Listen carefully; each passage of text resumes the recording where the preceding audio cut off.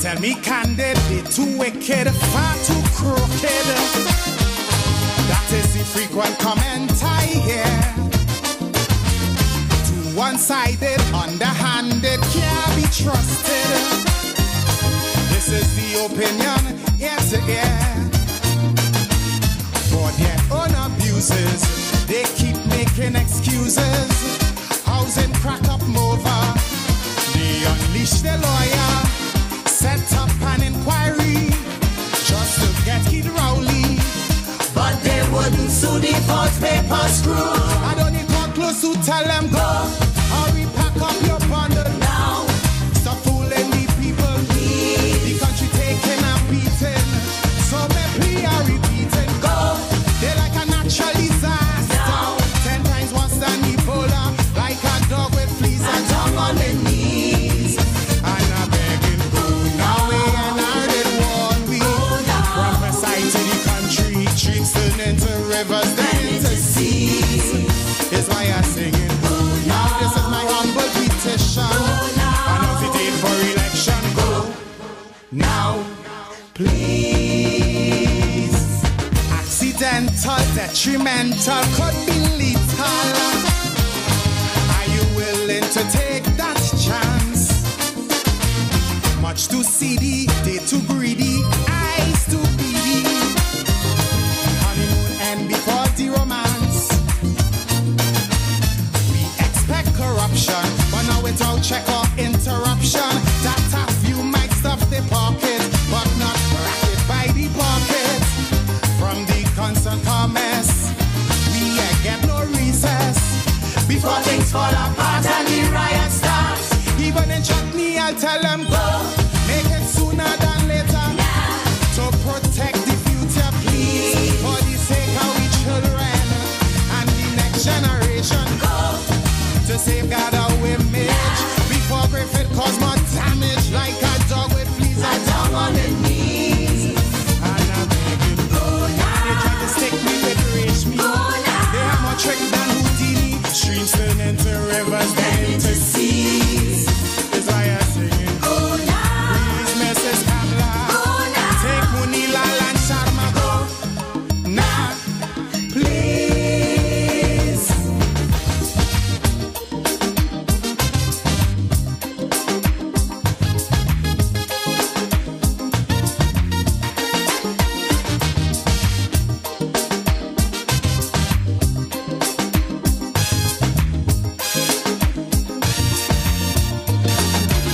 Them and their minions, total villains, raking millions. Their slogan, we shall rise, it was so true. Tell John Public not to panic while them and they sidekick. Swimming in a pool of dollars so blue. Like meat-eating vulture, they neglect agriculture. Mega fans of phony, Mama Guy Caroni. Sweet man Glenn and Sharma came face to face with the karma. And it was awful, gone through it to pull. Don't need a big mouth to tell them go. Watch her and see they just follow now. Before we regret tomorrow, please. You're setting a bad example. Family values they trample. Go. It's only vice they desire now. Before the 5 years expire. Like a dog with fleas and tongue on the knees. And a bleeding go now. Before we end in bankruptcy. Before they empty the treasury. Streams turn into rivers, then into seas. Is why I'm bleeding go now. Immediately. And don't forget your AG. Go now, please.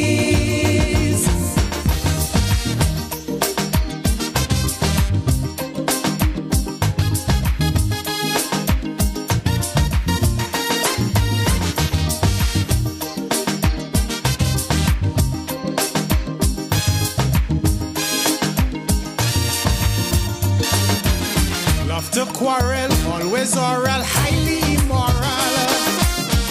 They let the good doctor starve to death. Used to court him, once support him, no road to point for him. But once in power, they quickly forget. They love confrontation, so no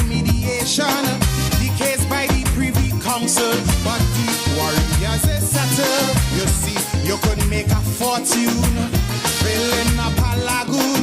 The environment is boost out these people too. Is why I want them grow. With them old lies they peddling now. It's only PR they selling. They wouldn't tell me the whole truth. The man just wanted a roots. Before they carve out a mountain. Before the cost we start counting. Like a dog with fleas, a dog on their knees. And I beg it, go now. Let's get the contract. Who profit from the kickback? Streams turn into rivers, then into seas. Is why I sing it. Tell Munila and Surush. It's best they seek refuge. Go now, please. 91.5 Real FM got you covered. My partner Big J does say, I want to fall. Me, I want to fall. I want to stand up for my rights. Everything appeared so easy for the new PM in the city. I say this man is a magician with his golden pen in his hand. See me waiting for miracles, but all I get in is basket and brambles with lawyer tactics so he could deceive. Cause he's so gullible and so naive.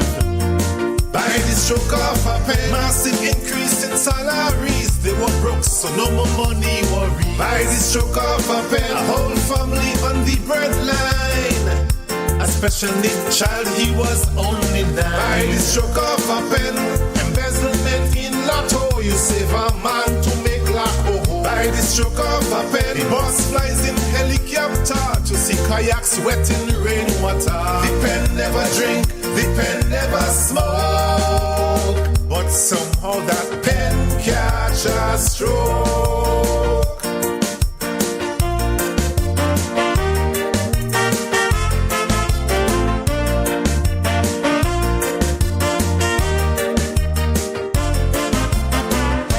I say this man can be serious, like he out to puppy show us.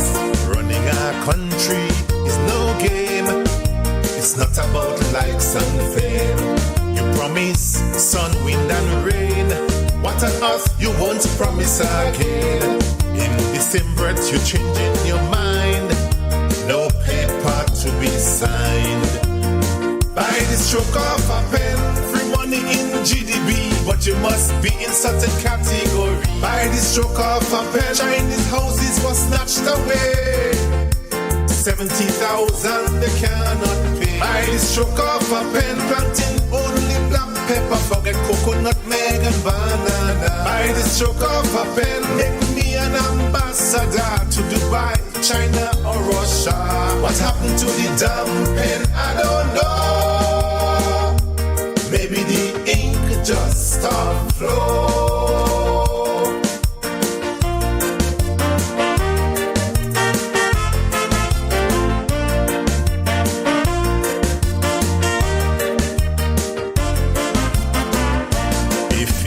Back on your promises, with your eloquence come say that with ease. People will certainly understand. Don't afraid to be a man. The country has never been hard so. Use the pen, let somebody go. You said we deserve a lot of money. Was that election gimmickry? By the stroke of a pen, bring me on the plate. Igwe. Listeners out in Guyana, good afternoon, Miss Geary. Devon, what's up? Bless afternoon, Igwe. Igwe, what are going on, youth? Adi, easy. Independent Talk for Sunday, the 20th day of October, 2024. Grenada still remains my constituency, Igwe. Real FM is my parliament, and I'm the people's spokesman alongside Devon and Igwe for today. Our purpose here is to bring people the facts, and we want people to fact check us. Because we know facts has only one side, so we fear no one. What you do with the facts is a matter entirely for you. But we hope it will enable you to make informed decisions when the time comes. Like make decisions around election time that would be helpful to the people of the country. We're here to advocate for truth and for justice, even when it doesn't affect us personally. Because we believe justice delayed is justice denied. And we also believe no matter what happens from here on in, truth and justice will always be on our side. History will record us on the right side. I personally is not here to flatter any person or to praise them unduly, but to be a messenger of truth. We're here to bring hope to those who are hurting by the actions of this government, the poor people terrorists. We're here to advocate for those who cannot do it for themselves, and you have a lot of people in the state of Grenada that cannot advocate for themselves. One such set of people is the market vendors, the elder market vendors, because the toilet facilities in the market is not working. The time they move to go either in the police station or in the bus terminus, they already wet themselves. They call Mitchell spare heart for the people and them in the market. Grenville Market. The Grenville Market. They say every time they want to go and they walk from the market to either by the police station, now what they say, or in the bus terminus, the thing already hit them. So they have to ride bus wet and all kind of thing. And it's been what, about 3 months now, the toilet facility is down in the market. You see, they don't have a manager there right now. I mean, that's not good. Because where shame is absent, these things could happen. Our currency and legal tender is on vanished information, truth, and facts. So, the people in the market, in Grenville, the vendors market, they say they put up a sign for no vending in the vendors market. So only the Prime Minister of Grenada, Kareku, and Pity Matney could tell us why there's a no vending sign in the market. That is so strange. But that's the same set of people who say they will do better than the past administration. Devon, things are already hard, and a market vendor comes to sell, and nature calls on them, and they have to either make way to the police station, because that's what they tell me, or the bus terminus, and they say every time they make that journey, thing happen already. Yeah. And the irony of it, a majority of the vendors there are women. Yeah. Women, elderly women, perhaps in the 60s, 50s, and so, but the majority of them are women. So imagine, I mean, you have to walk and take that strain, and before you could, let off yourself, you know, it's problem. It's not a good sight. And the Ministry of Health has their workers, right, in a particular section in that market, you know, in one of the buildings. Yeah. The Ministry of Health workers is right there. So I'm imagine if you could treat your workers like that. I mean, it's not a good thing. And we urge you, the government, please, right, do something up for the vendors in the Grenville market. They really need your help. They really need your help. The toilet is in a deplorable state, and so it's not good. It's not good. So we have one of our ardent listeners, I think, we're celebrating a birthday too much. I think 50 something, I don't know. Mm-hmm. So usually, we give them a little blast. Happy birthday to you. Happy birthday to you. Happy birthday, dear KP.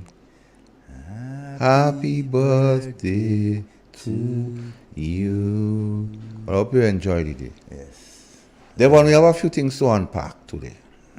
We have to speak a little bit on Heroes Day. We must speak on the economy as it relates to the late budget presentation, as it relates to what we hear, and it will be an election budget. In terms of we had to speak a little bit about the debt, not paying it, the TAMCC students crying out. Yeah, they do. The health insurance, we go speak a bit about it. The police asked me to still mention pay and grade because they'll find nothing happening. And they say to speak a little bit about the Integrity Commission as relates to that last trip The Prime Minister made. the Prime Minister made. And to draw parallel to the Cheltenham, remember the Cheltenham inquiries? Yes. So we have a few things to unpack, but first, Devon, I would say this. The lack of inclusion and the one-manism approach to Heroes Day is wrong. The Prime Minister of Grenada, Carriacou, and P.T. Martinique must recognize there's a difference between government and party. And on occasions like those, what happened Saturday in Progress Park, he must recognize this is a national event and not an NDC event.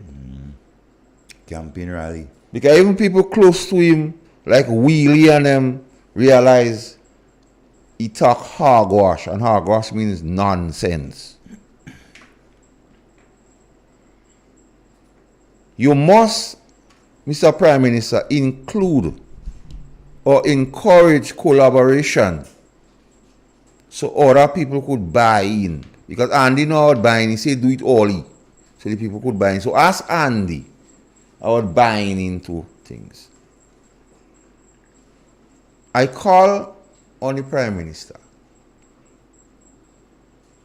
to have, you note I call on the Prime Minister, to have collaboration with the opposition and wider population. Because that is not showing good on your leadership, your resume. And it is genuine advice from me, Mr. PM. Devon, what's your take on Heroes Day? Master, I have a lot to say. Though. Blessed afternoon to all our listeners and viewers and so on. We appreciate that you join us today, in the conversation, independent conversation.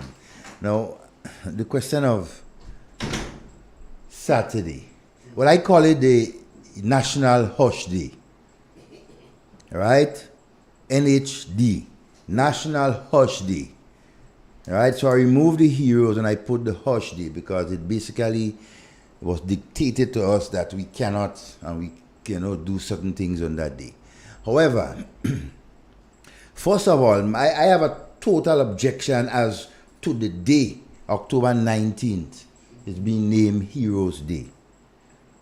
Right? There is nothing heroic about that day, especially the latter part of that day.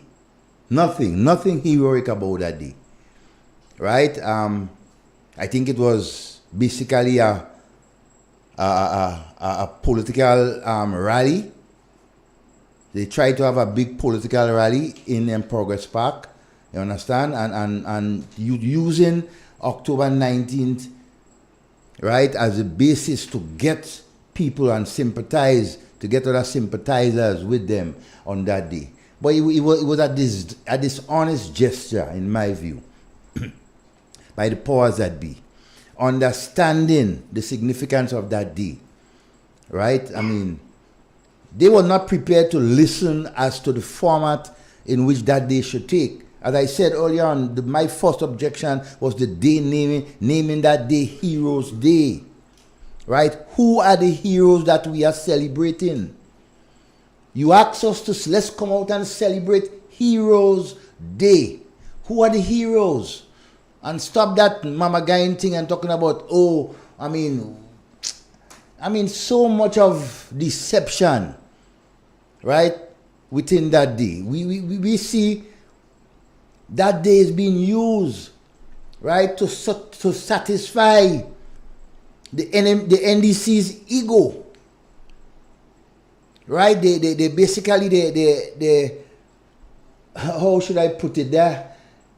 I can't find words to do it. But what they are doing basically is to try to make someone into a hero without the consultation of the people, without how people feel about it. Now, and I will go in a little in depth into that. Right? And most Grenadians see it. If I can see it, and I have a good sight, a lot of Grenadians who have better sight than me can see it. It is a move to make Maurice Bishop a national hero. In my view, totally unacceptable. Right? Now, you know, a point that someone made to me, right, in a conversation is that every year we celebrating, or well, for the last 2 years, Heroes Day, right, when it comes to persons, October 19th, right, who died and everything like that. But what about, and we're trying to consider Maurice Bishop a hero, but what about persons who died during the revolution when Maurice Bishop was the leader of the revolution? He basically oversaw, right, the killing of a lot of people during the revolution. He was the prime minister. From Strawn Philip come right down. How do we call those persons who had a different view to a lot of us in the revolution and decided to take action to either disrupt or to get rid of the revolution? Do we call them heroes too? They are Grenadians. Their blood was spilled trying to undo something that they didn't agree with. Maurice Bishop was the prime minister. He oversaw. He was the one at the top, ensuring that all counter-revolutionaries had heavy manners. You know, we must not forget all of that. That is part of our history. So how do we call those persons who died, whose blood was spilled during the period of the revolution? No fault of theirs, perhaps. So we have to be careful when we decide to consider and to make people heroes, understanding not because, for example, Eric Matthew Gary or Maurice Bishop, they were political leaders. Those two men in particular, that face that we see on the $50 bill, those two men in particular, right, oversaw and was, in charge of two of the most, in my view, most brutal regimes that passed in Grenada. And a lot of people may not agree with me, but that's the facts. It is there right in front of our eyes. I was part of the revolution. I was a soldier. I grew up during the Gary period. You understand? So if we want to talk history and heroes and considering persons and so, do we really want to consider Eric Matthew Gary and Maurice Bishop as national heroes? One led a revolution against the other. Both of them were responsible for deaths, overseeing what they were leaders of this country when brutality was being passed down on the Grenadian people. That is why we had a revolution. So we have to be very careful as to the route we take when we try to consider and to make people heroes. Right? And using October 19th as a catalyst, as a springboard to achieve your political objective. And that must never be done. The Grenadian people must never support that. And we saw it in the park yesterday. In terms of of persons who were there. Are you looking I was expecting to see thousands of Grenadians there. 200? Well, I want to say 200, maybe a little more than 200. But what you expected for the Heroes Day that was so championed, right, by this government, and so you could not have seen persons appreciating it on that day. You understand? So, I mean, a lot of things went wrong in putting this whole thing together, and I think they need to go back to the drawing board. They need to have some more respect for the persons who lost their lives on October 19th. Okay. Not defending. Because Devon, you're so right. It is not inclusive. It's one man, the Prime Minister, making all the decisions. You don't collaborate with people like you who would be in the know about the revolution. Because this Heroes Day thing to me is more like a revolution thing and not heroes in total. You know? Well, not even a revolutionary thing in my view. Just an opportunistical, thing that this government, NDC, is using to gain support. So Devon, as we on heroes shouldn't be picked on which political side of the fence you on. No. That ought not to happen. Now, you were privy to a particular conversation, Devon, and we hope to provoke discussions on the issue. As we say, we don't own, we're not the repository or the repository of every knowledge. Nope. Now, the revolution, which you're part of, has its good. And it's bad. And it have its bad. The revolution, CPE, agro-industry, maternity leave, marketing board, NIS. Yes. But you also had 3,000 people being jailed for nothing. And on a day like Heroes Day, they don't no mention of these people at all. No mention. Some of them died. And what is mind-boggling, the Deputy Governor General make jail and he don't right there supporting that stupidness. Right there. And men who make jail with. According to them Jamaicans, he don't right there, so. And applauding and shaking his head to that. How the Prime Minister is hogwash. Because hogwash is nonsense. So it ought not to be. So nobody spared a thought for the detainees. No. Rasta worried on them who they sending hopes with and force them to eat pork and break up all their teeth. Nobody talking about them in the realm of heroes. Nobody. Not a mention at all. Nobody talking about Strawn Phillip.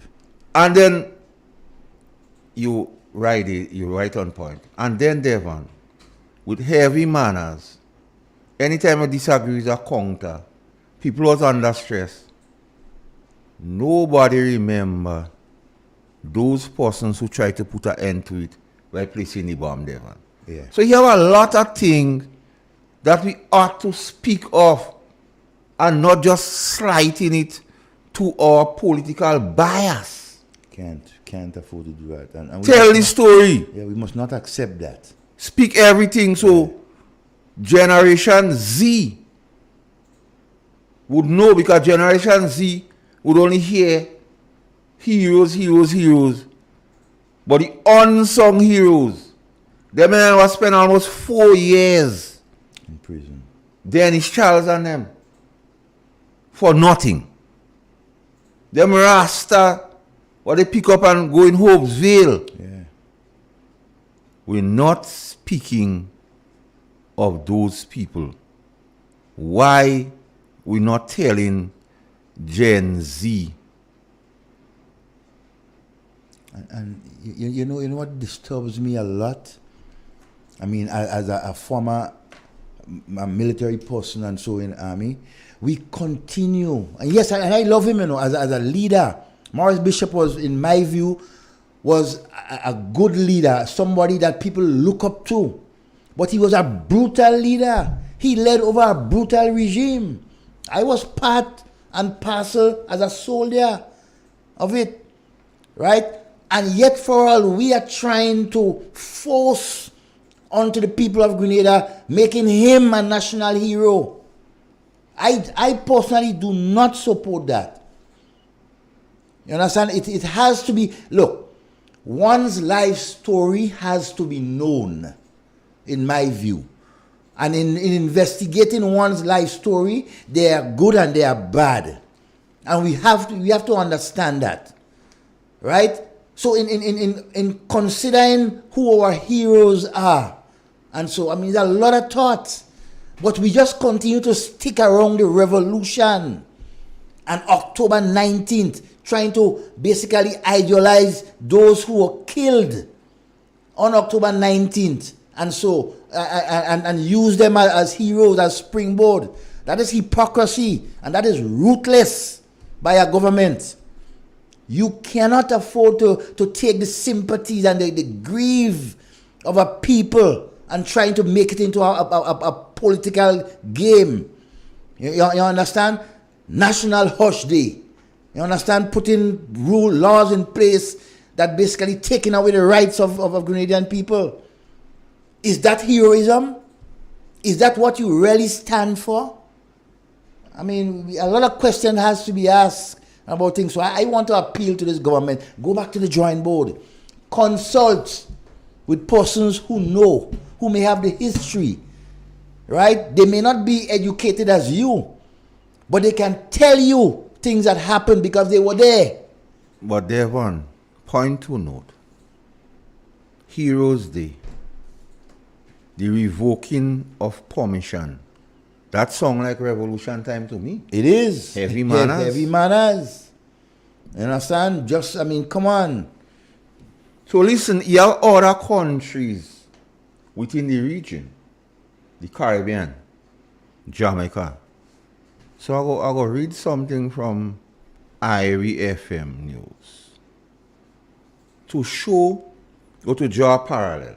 Whilst permission is being taken here for Amplify songs, police ramp up presence island-wide on Heroes Weekend celebrations as Heroes Weekend celebrations get underway.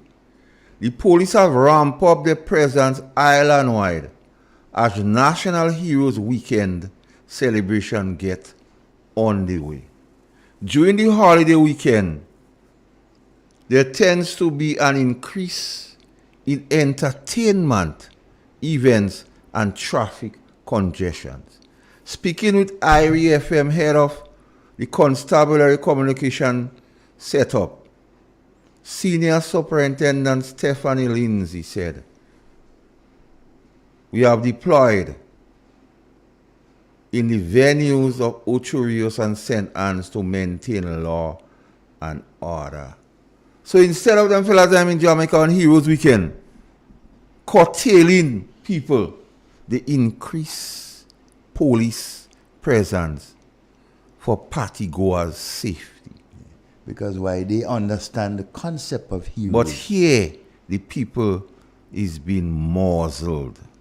Because the day itself is the wrong day for people to be celebrating Heroes Day. A day when over 20-something persons were killed. Right? You want to celebrate Heroes Day? Which one of them they were heroes?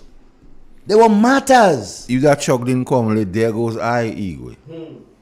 You understand? I mean, there are so much. I lost family member right there on the fort. But there being gunned down. That speaks to leadership. All of you check it out. We talk about institutional knowledge lacking. We talk about arrogance. And we talk about no experience, inexperience. And we're seeing this thing at play right now. Leadership matters.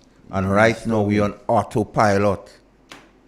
Because when a thief is being made acting prime minister, you have to know things bad. Things really bad. I'm telling you.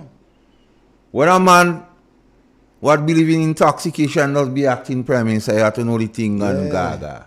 I'm telling you, when you have man drunk and bouncing on people's veranda and all kind of thing, and yet you're still making him acting prime minister. You have to know the things bad. Things bad.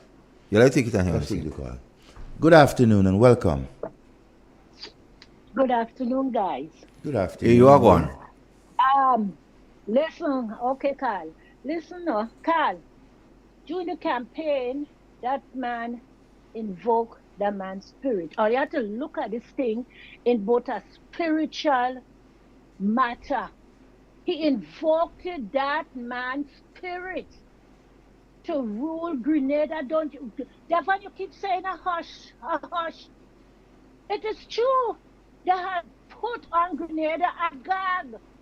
Since man in history, this thing happening, when Dr. Keith was during the COVID time, they talk about people not doing the carnival thing. What happened? Who was the people instigating for people to go out? And after that, a big outbreak happened in Grenada.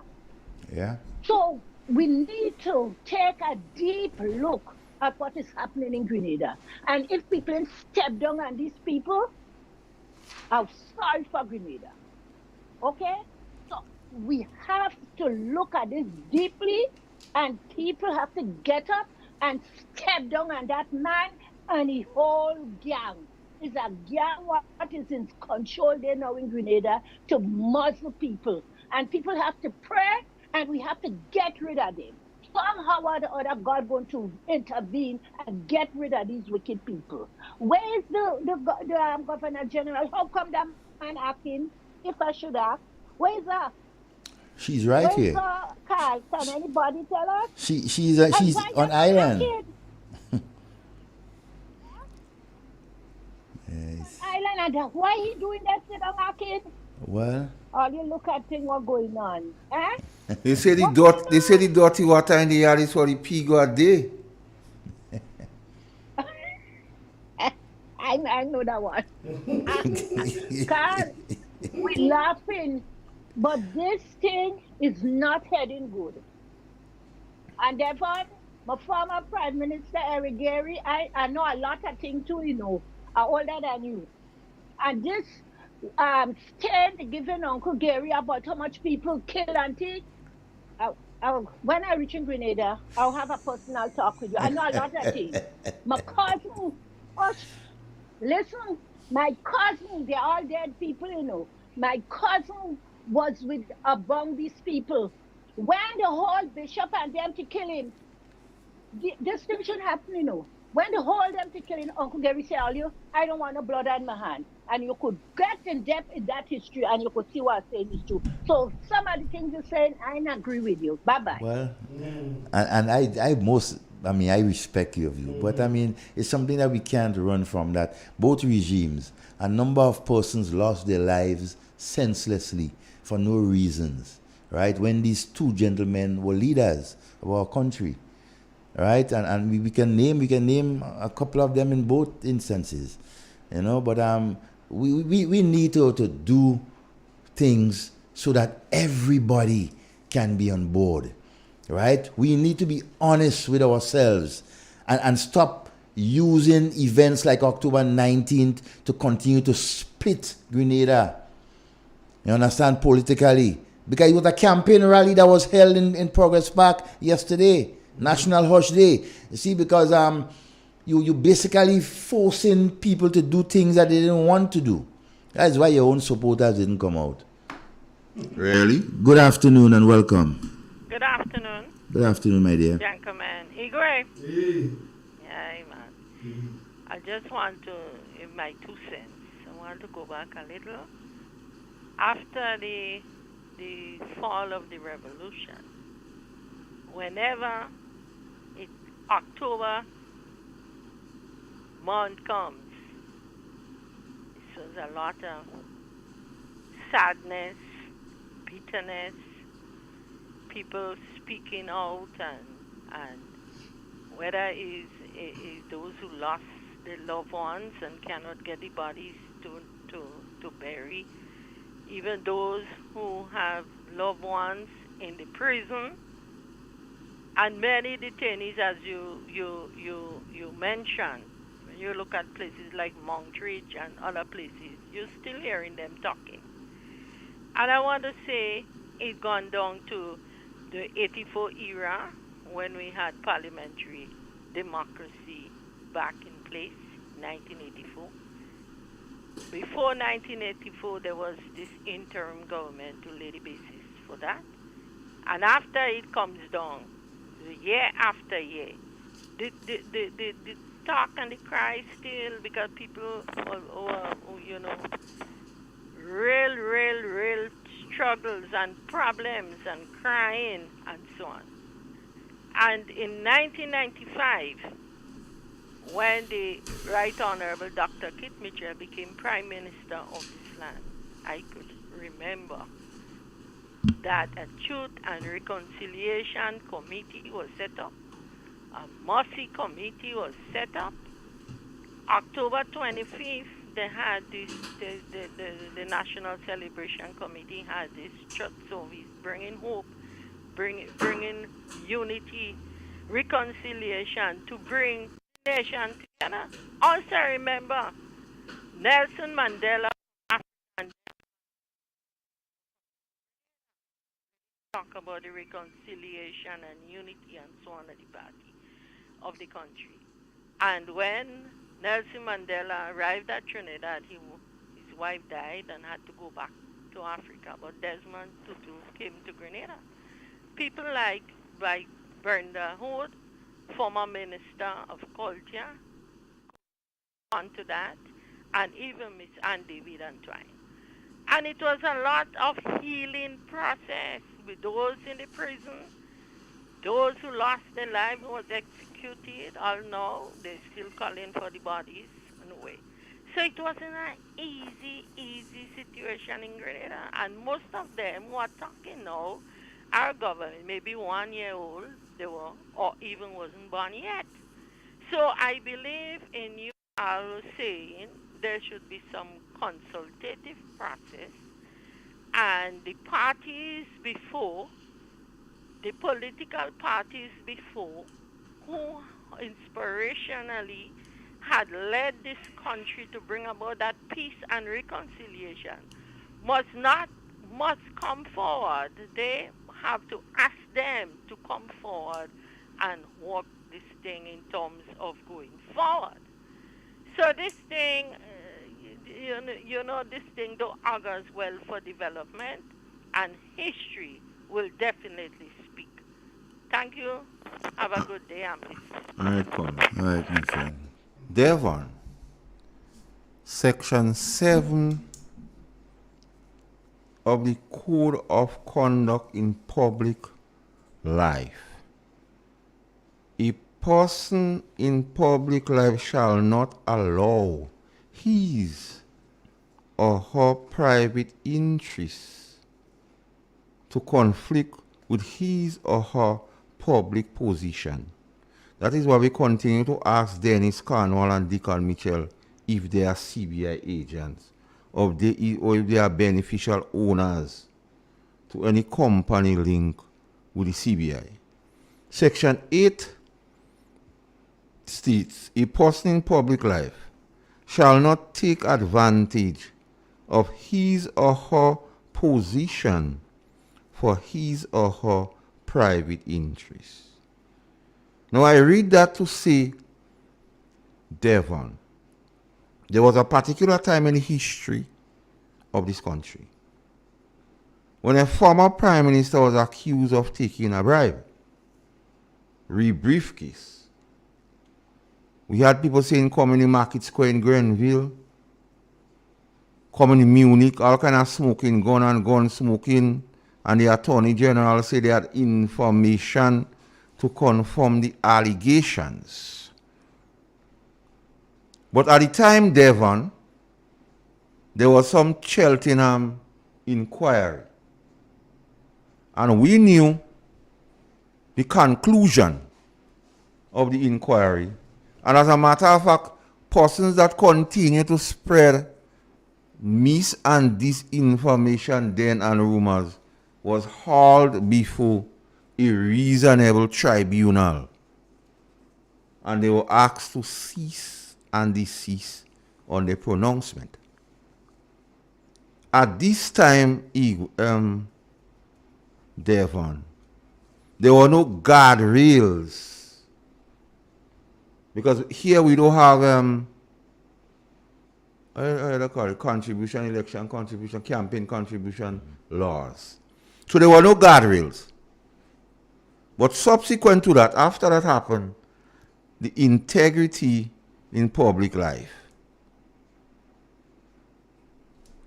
This present Prime Minister, whom most people say is the brightest man on the piece of rock down here.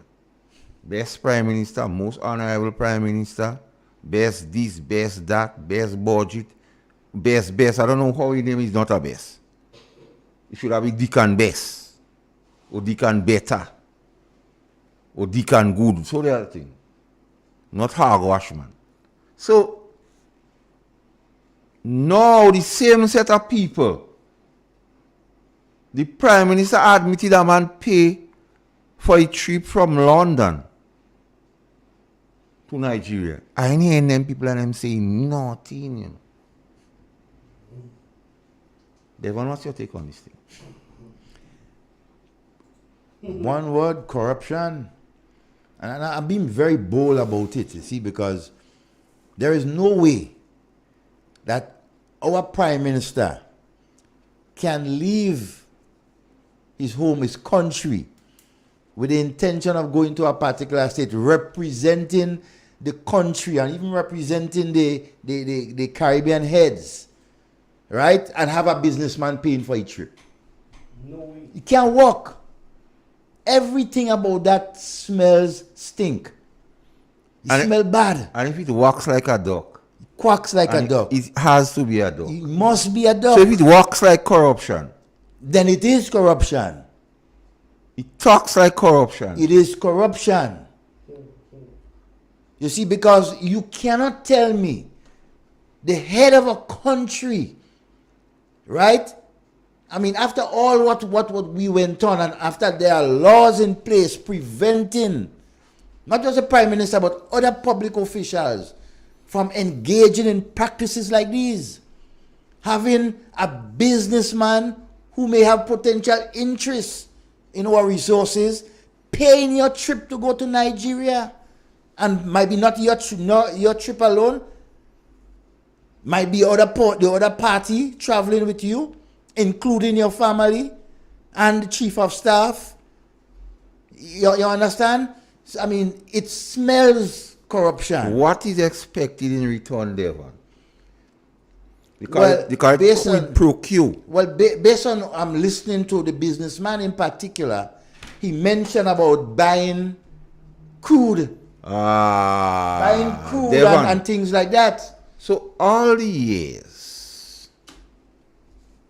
the acolytes and the disciples, anytime you corner them in a discussion, they boil out oil and gas. Where the oil and gas? I want them now to let's have a conversation. So call this evening. Yes, and talk about oil and gas. And let us have a conversation on oil and gas. I'll see how Dr. Mitchell lied. Yeah.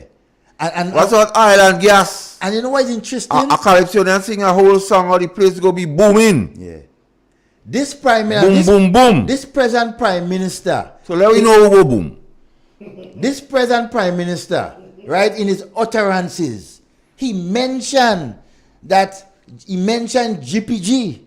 Right? And a lot of us Grenadians know who is GPG. The Russian company who was contracted to do some... The man talk about blocks. And then, I mean, he started talking about more blocks.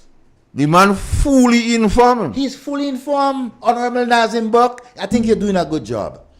You're doing a good job by informing our present Prime Minister as to the present state of our oil and gas. So who the gentleman go buy crude from? Yes, I'm waiting. Not Venezuela. You say Grenadian crude? What's Grenadian crude? Grenadian crude. But they say So how we know we are crude? They say a man could tell 1,000 lies. If we live long enough, the truth He go is see you. never far behind.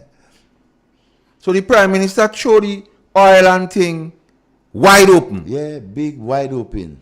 He know about blocks, he know about GPG. Yeah. So all of you out there, people, businessmen saying they go come and buy grain and crude. yes, grain and I crude. want all you to call and talk about oil and gas. Yes, the open line now to all those NDC and supporters of the government who continue to say Dr. Mitchell lie and say we are oil and gas.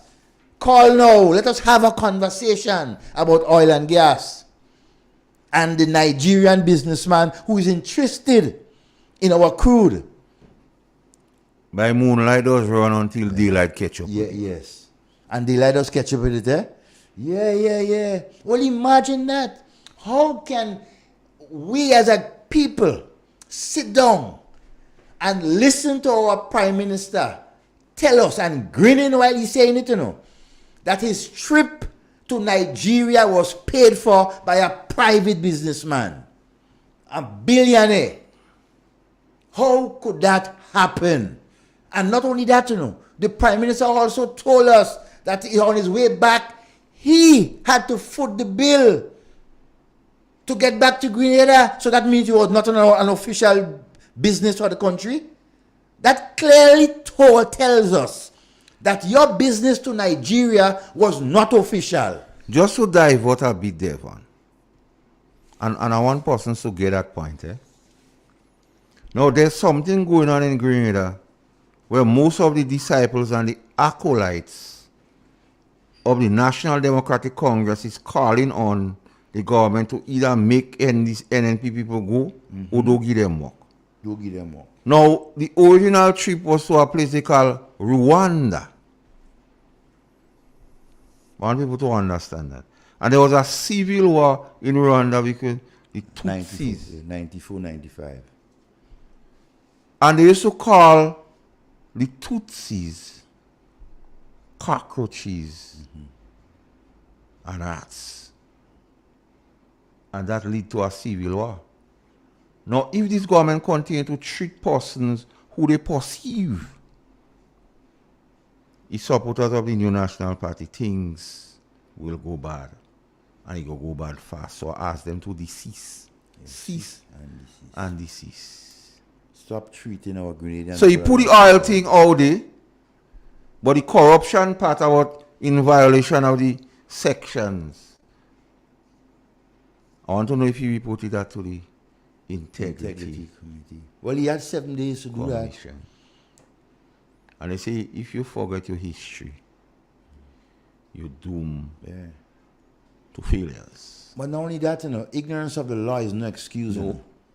Because even if the corruption does start you. Even if the Prime Minister made a declaration to the Integrity Company, he had knowledge of what he was doing was wrong. Why do it? But everyone listen to this.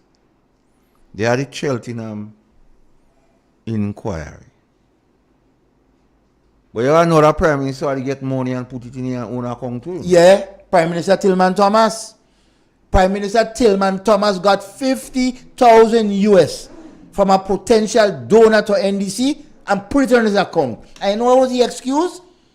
He put it there so persons like Peter David and them couldn't get to use it. Peter David was not even the treasurer.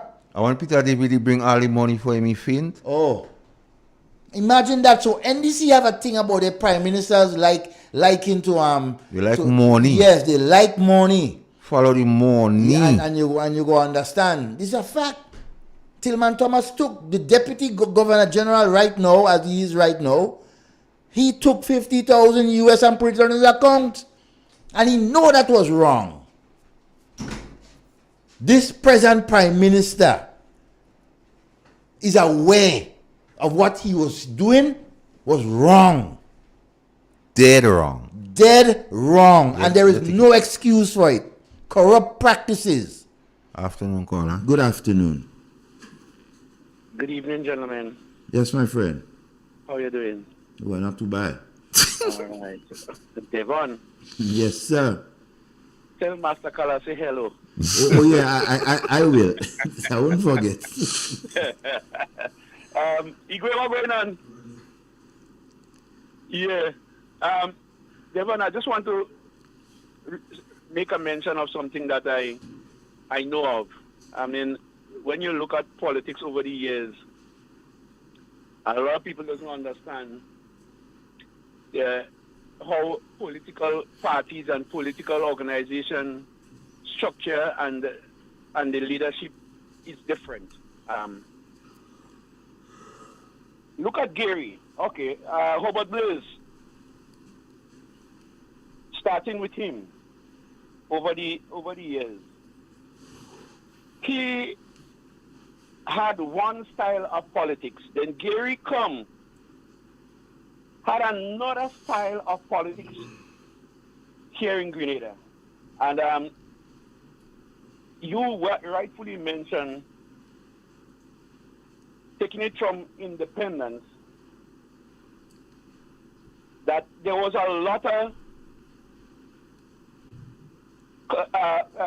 activities, criminal activities, who was beaten and so forth in the Gary regime. I recall as a young man growing up, when those big Janet truck, we used to call them, put up in a certain junction, and men had to flee from there because they said they don't want nobody outside. A gentleman had to close up his shop by 6 o'clock in the evening, 6, 7 in the evening, because them fellas ramping and raging. So you have to run inside. But the principle echoed by that regime at the time was to help some poor people, and then the middle class was to suppress them because they was the intellectual. The middle to the upper class was the intellectual. So the poor ones would go inside early, and the middle to upper class will seek to have little pocket meetings here and there. And I know of it. But here comes the revolution, 79. It changed the life of a lot of people. It changed my life. The privilege I didn't get to go to a university, I got it. And so you went to a university? Mm-hmm. Yes, obviously, man. Were you a co-write or a bishopite? Well, I don't know how you will put it, but I got the privilege. I was sent. No, ask that question against the backdrop, because some persons of the revolution see that they used to send them bishopite away because they didn't want them around. So I will ask you if you're a co-write. Well, asking for myself. Okay, all right. Well, I'll give you the answer. So the fact that you got the opportunity to go and study in the Soviet Union, you didn't support in Cuba. All right, go on with your contribution. I went to Cuba twice. I went to Cuba for 3 months first time, then I went for 6 months, doing courses, crash course and other things. Then I went and do a military training in Cuba. When I came back, I worked with the Productive Farmers Union for a period of time. Then I was sent personally. I was called in personally by Maurice Bishop, and he came to the office of the Productive Farmers Union, and I was sent to Moscow. So you were a bishop, right? Well, you could say that. I was just So, gentlemen, I'm coming back to the point. Bishop had a different style of leadership. Whether people say he was weak, he was not a good leader. He had a different style of leadership in this country. Oh yeah. His leadership, and one of the things I could attest to, when it comes to salaries and payment to poor people, Bishop used to sacrifice his salary because everything he wanted, the state was giving him. So he could have sacrificed his salary occasionally to organize things for the poor and lower class people in our country. And I could testify to that. And I know of it. So he has a different style to Gary and Blaze in terms of leadership. After that, there comes the original NNP, who had, so to speak, a mean style of politics, I call them. That original NNP in 84. Well, you had the interim government from 83 to 84 by Nicholas Buffett. And the 84, that was Hubert Blaze era. Again, that was a kind of mean style of politics. No, he was clustered with men more knowledgeable than him, more educated, and had some good knowledge. More later. To develop the country. And then his style of politics again was different to what we knew in the past. 84 to 90, of which I know of running for a political organization in Grenada.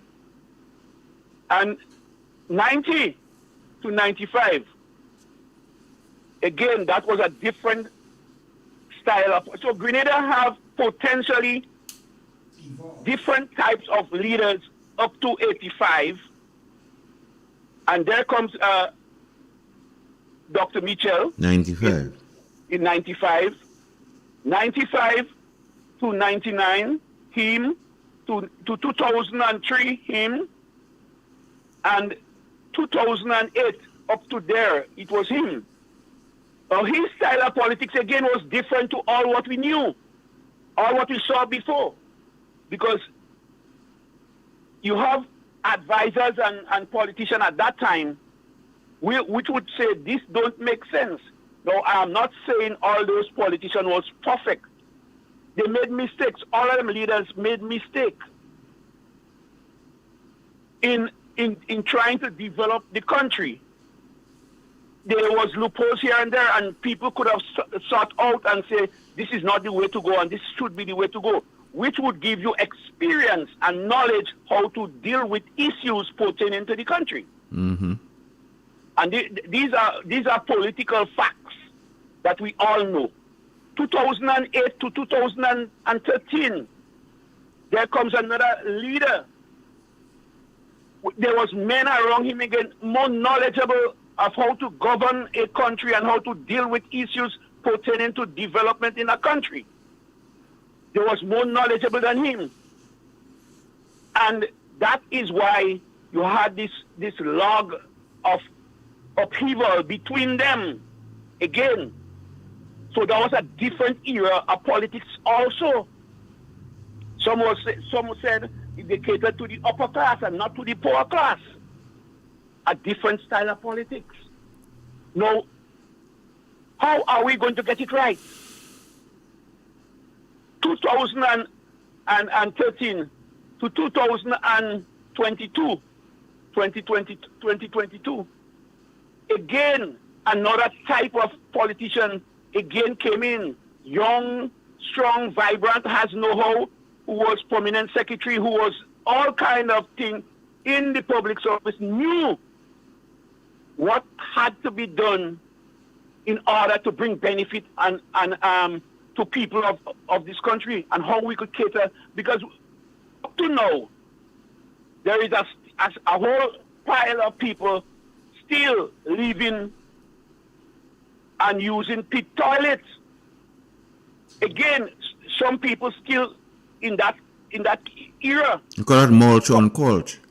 Exactly. So again, that was a different style of politics. And when people talk about gravitating to the upper and the lower class, you cannot single out the upper and lower class. You cannot only cater to the lower class and not the upper class. You have to put things in place, and who could afford, yes, let them afford. Who cannot afford, you help them to be able to afford. You help them develop themselves. So you see a different kind of politics again. And then now we have our new prime minister, a young man. Everybody know, respect is due to him. Much respect to him. I must give him his credential. He's the prime minister of Grenada, Carriacou, and Petit-Martinique. He's the holder of the office of prime minister. He's the holder of the office. So we have to respect that office, and as the prime minister. We have to respect the office, but if the man doing stupidness, we have to tell him. I know you mustn't respect a man when he's doing wrong. Yes, respect the office. Respect his office, yes. He lies too much. Right. So I am saying, again, a different era of politics again. A different style of politics. So all the heads over the years come from 74 to 84. Again, you have different styles of leader, different style of politics. That is the point I'm making. So you have people who will gravitate to one style, one way, and some gravitate to another way. So every era. But the point is, somebody has to get it right. Some leader has to get it right in order to have a balanced equation to deal with people in this country. Who is your national hero? Well, there is something that they call what explain a national hero is one that makes sacrifice for the. Who is your national hero? My national hero? Yeah, that is the question. Who is my national hero? Yes.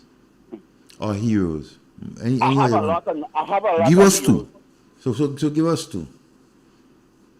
I think you put me on this one. I don't want to call him. You can't call him. Why not? Why not? I could call him. I'm not afraid to call him. I will call the man that created the flag as a national hero. Who, Gary? No. Who created the flag? A guy somewhere in Marquis, I believe. That's correct. Yeah. That's correct. He designed the flag. That's a national hero. Okay. If you want me to call a next one? Yes. Call a next one. The one that put the national anthem together. That's a national hero. I can't argue with you that. Yeah, I can. You win this. You win that one. Yeah, you get through. So that's national heroes. These are national heroes. If you want for a better word of information, these are national heroes. All right, caller. All right, my brother. No. Yeah, in our quest to push for heroes, name heroes nationally, I want us to consider also, because we tend to center this heroes thing around the revolution. Well, if we so want to center it around the period of the revolution and those who were affected, what happened to the families of Ralph Thompson, a pro-revolutionary who was killed by the revolution? What happened to the brothers and so in St. Patrick's who were gunned down by God knows who? Right? What happened to their families? You see, the point I'm trying to put, we have so many things, so many persons that we can commemorate. And so, why try to force a Heroes Day on one of the most solemn days in our country? The one, as long as the Heroes Day remains partisan and a one-manism, it would not be right. You have to have broad consultation. And if you do, like, you could have the heroes in like how they also have it in America, and then when they say, like in sports, the Hall of Fame, you have inductees into that.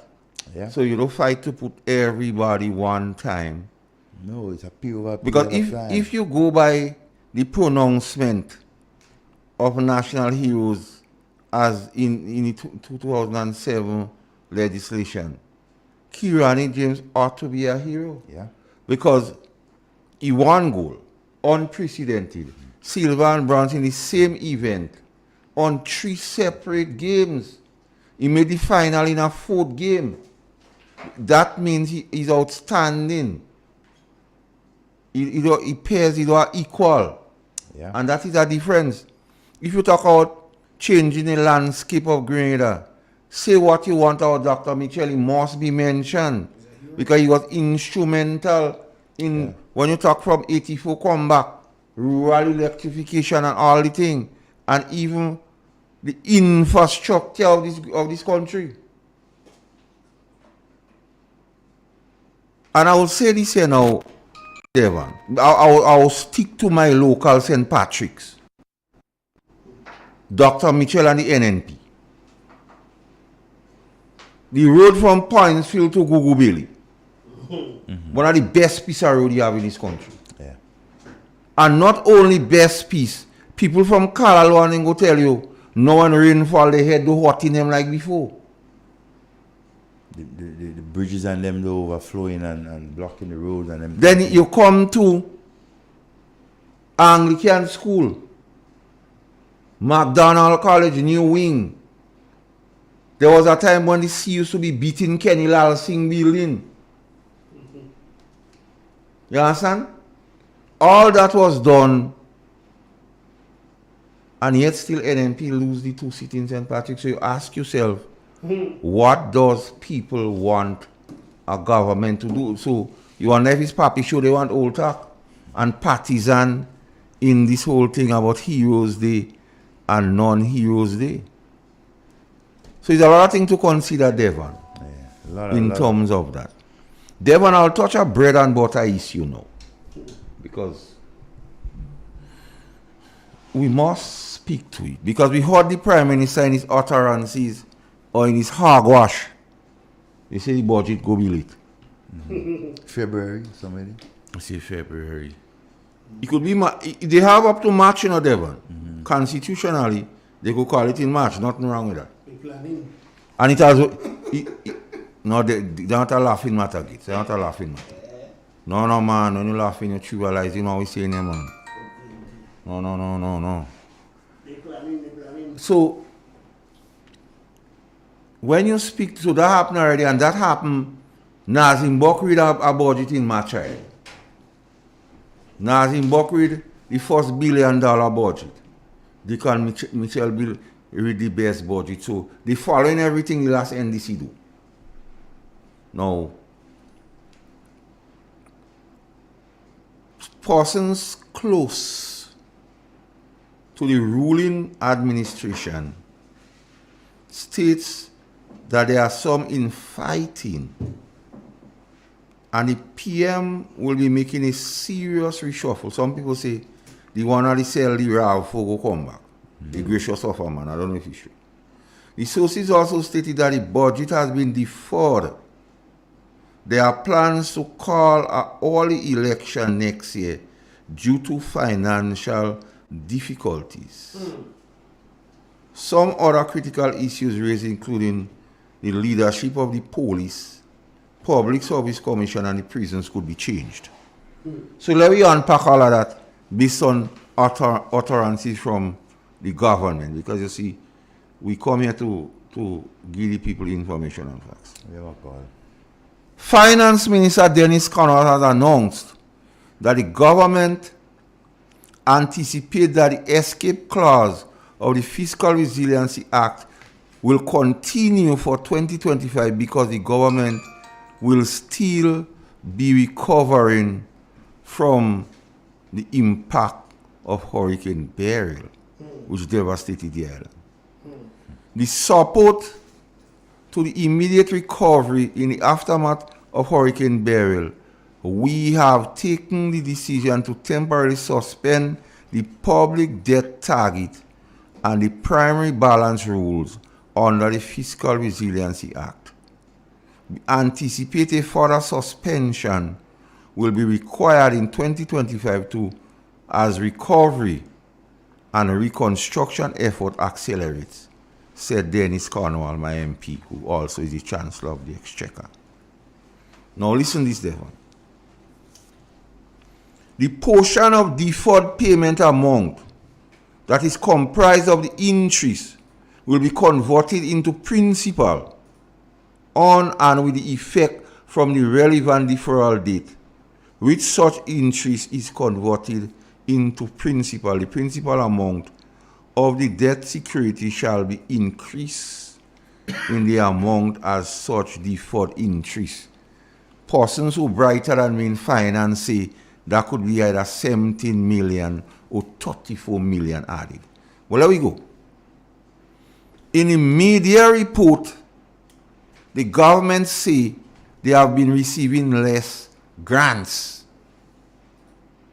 We believe that how the government continues to plunder the resources of this government, donor countries say we don't give in all the money to make stupid.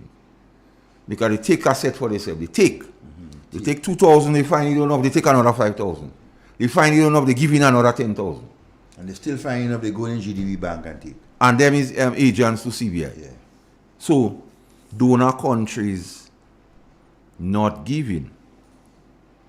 But when Grenada was in a situation mostly created by the National Democratic Congress of 2008 to 2013, 4 years, 7 months, and 19 days, and the pandemic, the NNP government, through its wisdom, remember the debt haircut? Debt forgiveness? So if the country is in a state, as the finance minister is meeting out to be, why deferral of debt? Why you didn't negotiate for some debt forgiveness? That will not make more sense? Yeah, that make more sense, but they can't. Because of the want and leadership matters. So, we have some questions to ask. Why? We'll get to the late budget, but we have some questions to ask. Devon. What is the current account balance presently with the fact that we know they are receiving less grants? What is the debt to GDP ratio presently? And what will it be when we recommence debt servicing? These are the bread and butter issues, you know, because poor people, they are under pressure. Because you ever told a clip with Mr. Lennox where he talk about surpluses? You heard that clip?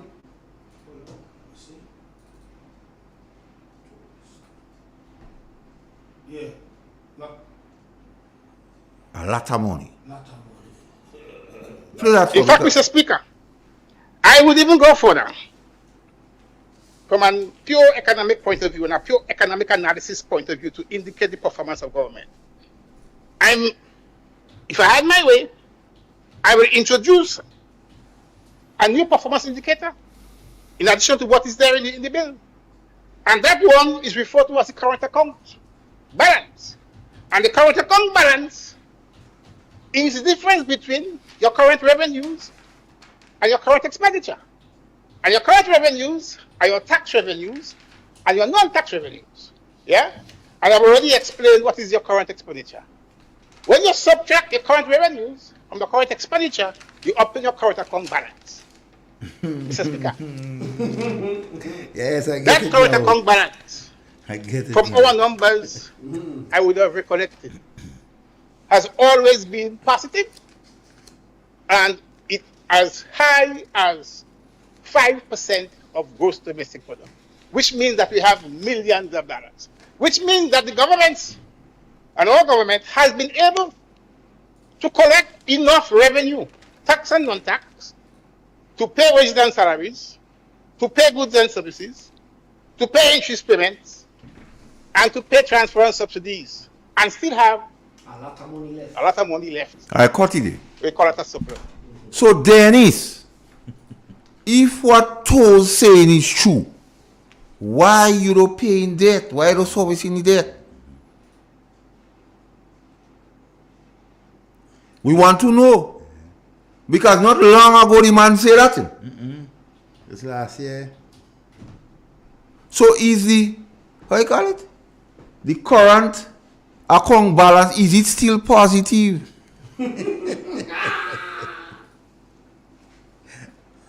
Because we know it is affected by the less amount of grants, you don't get any amount of grants. So what happened to that surplus the man talk about? What about revenue collection? Because I bread and butter issues. So does it mean that it is not positive, the current account balance is not positive, there is not surplus, that's why the teachers are not getting pay? The police and nurses, they say the teachers are submitting tomorrow. So tell us, why are we not seeing capital projects? Because they can't find the money. So somebody lying, somebody hoodwinking. Or you could put it in the next way. Toes might be right. My parliamentary rep might be right in terms of they have a lot somebody of money. lying. They have a lot of money. However, is what they using that lot of money to do. Somebody lying. No, it don't necessarily mean that he's lying, you know. I don't know. One of them don't speak in the truth. They may have the money, but it's the way they spend it. Remember the salaries that these guys and them have to upkeep. Remember the pension. They want to help them, and they don't get any grants on them. No, I ain't helping them. I just somebody don't speak in the truth. You can't having all this money, having the surplus for capital projects. We don't see in capital projects. And we don't see, and we're hearing so much of people not getting pay. Something really, really, really do right. Tell us how the wage bill. Tell us how the wage bill. So I thought if the country was in such a situation, because under NNP, the debt to GDP ratio used to be 55-60%. What it is now. Because going forward, we want to know. You ever call this? How you take it?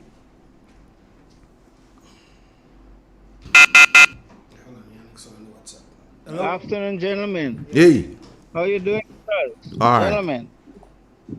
Interesting, this last statement I heard was said that the salaries could be a very interesting aspect of the deficiency that is showing up.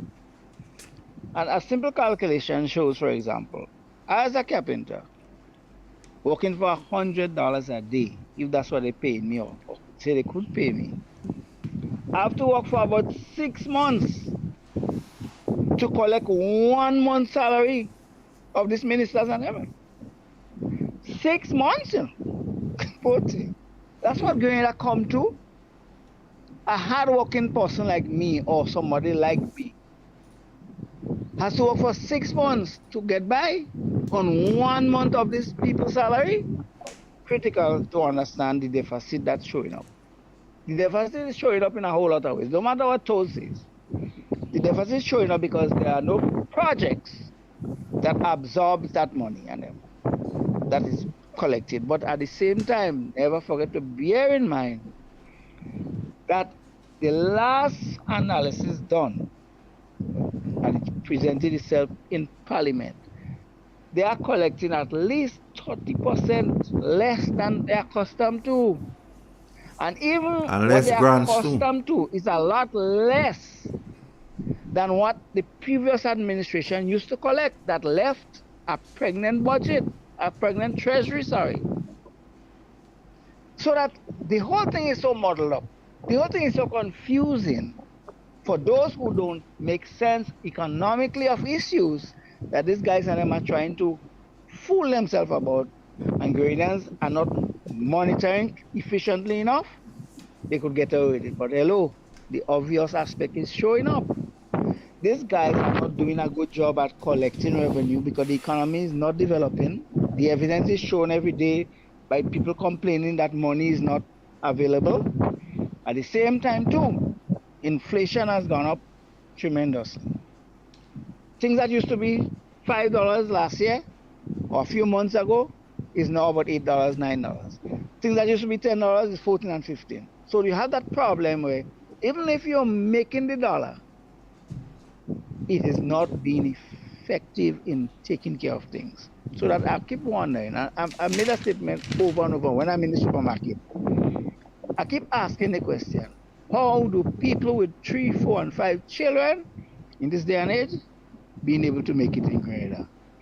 And understand this, our Grenada situation, maybe a whole lot of the Caribbean too, have a situation where women are the main breadwinners or controllers of household.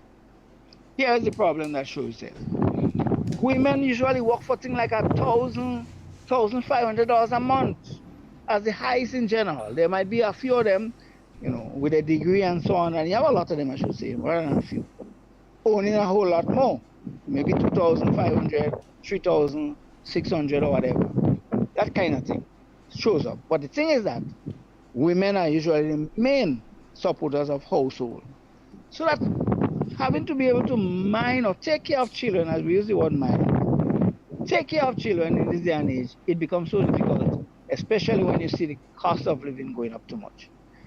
What has the government done to mitigate such an issue? Is a serious anomaly. Almost nothing. The economy is not developed. There have not been any new initiative that creates wealth in this country, or for the government at least to create revenue generation. They have not shown itself. That's a fact. I talk about it all the time, and I discuss this issue with guys who understand the subject matters on it. And the same conclusion is being brought or come to all the time. That is an aspect that is critical. But I want to go to something that disturbs a lot of people in this country in recent days. That issue where the Prime Minister left to go to is Niger, is the country? No, Rwanda. And then end up in Nigeria. Rwanda, sorry, yeah. Rwanda. And end up in Nigeria. The question mark still hangs over it. And one of the disturbing aspects of it is that you have the people who are supporters, agents, as you call them, acolytes and disciples. Mr. Carl just now. They are disciples. These people are finding ways to justify that. I heard a guy. He don't listen to you all, because I him criticize me. I him criticize you all guys. He lives in America. The guy have no clue what the hell going on in Grenada. That's a fact. He shows up all the time. But so defensive he is. Here is what a dumb thing he said relative to that issue. That there was a time Maurice Bishop went to America. He was there at the time, he said, and he came to America. That's the word he used. He came. So once he used the word came, it means that he was there, went and listened to him or whatever. He didn't say he went and listened, but I'll tell you whatever he did. But he knew Maurice Bishop was there. Actually, he acknowledged himself to be a friend of people like Peter David and so on. So he might have been associated with whatever the revolution was about. But to my mind, he sounds very young. I don't know him. I have no clue who he is, and maybe I might not even know him too. I'm not sure. But anyway, there he was saying the other day that Maurice Bishop came to America. On his way back to Grenada, he diverted the plane to Cuba. And he comparing it to an explanation of why the Prime Minister did what he did. That to him is okay. The things make so no sense at the same time, little or no sense, that I'm yet to understand what kind of reasoning these people get doing. You see the idiocy of these people and the audacity at the same time to justify and defend. It is mind-boggling. It is appalling. It is frightening. Not that I'm intimidated by it for 1 second, because I'm an analyst to put things in perspective, and you could see the stupidity, idiocy, and the danger, especially about the kind of situation we find yourself in. Right? All the nonsense that is showing up, practiced by this government, justified by the Prime Minister in particular, and the Minister for Finance. I hardly ever hear the Foreign Minister nowadays. And then you have Andy being promoted so much, creating a sort of confusion. I'm yet to understand how these people are able to justify, how these people are able to put into perspective what actually is going on as making sense. Watch me. I have no reason other than that to conclude, or other than what else you might say, to conclude, but only those issues that is showing up in this country nowadays. And except Grenadians wake up and recognize the nonsense that is going on, we're going and sink deeper and deeper into a hole, and justified by people who don't care. I hope Grenadians are not getting contaminated by that nonsense. I could talk for the whole evening, gentlemen. Sorry about it. I'm not. Take care, sir. All right. One love. Thanks for your contribution, though. Yeah, I take it. You good? So, the Prime Minister announced the budget will be late.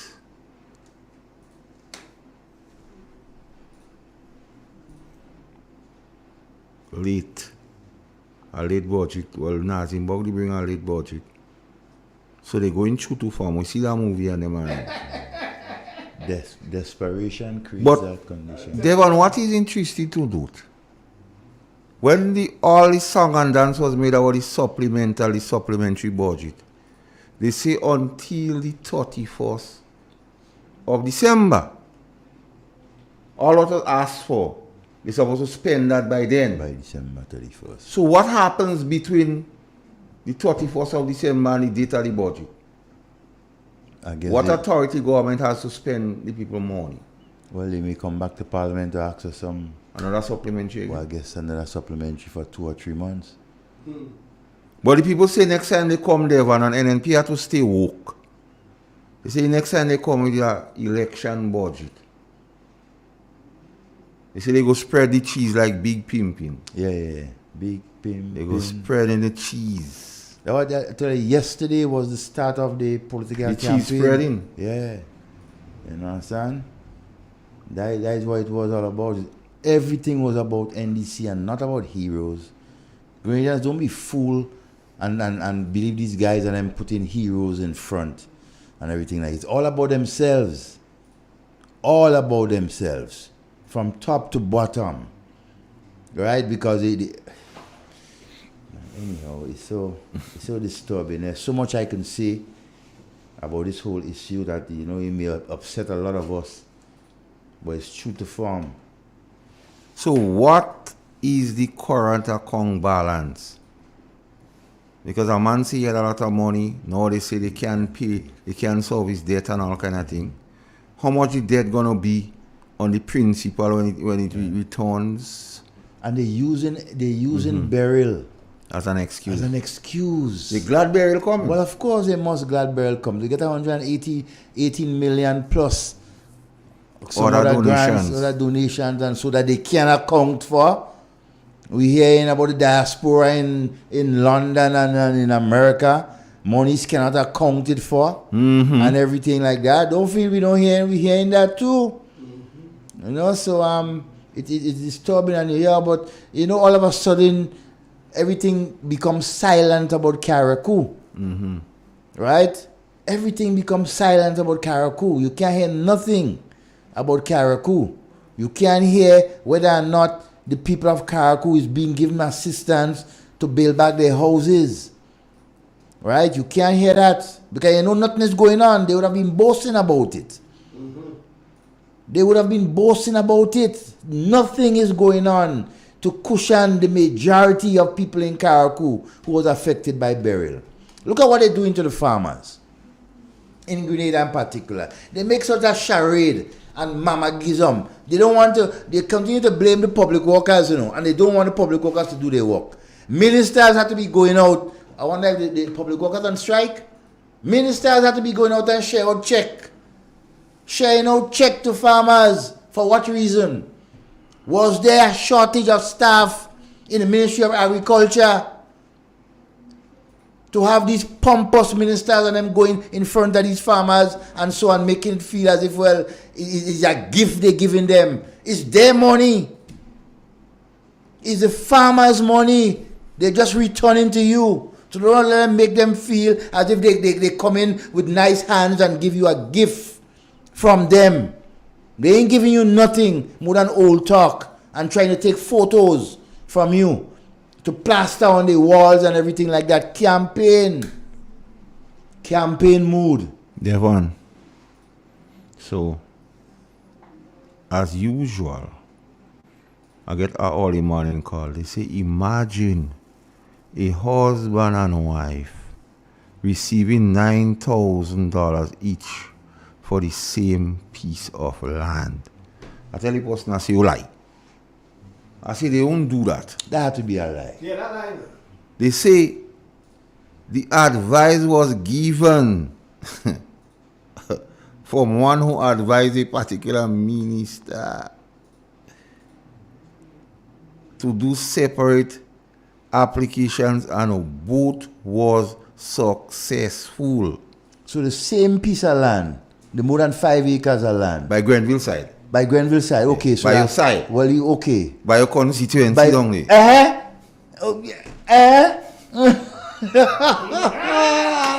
you have a couple of advisors to the Minister of Agriculture. And you happen to have a minister, my MP. I don't know. My MP is the Minister of Agriculture. I don't know.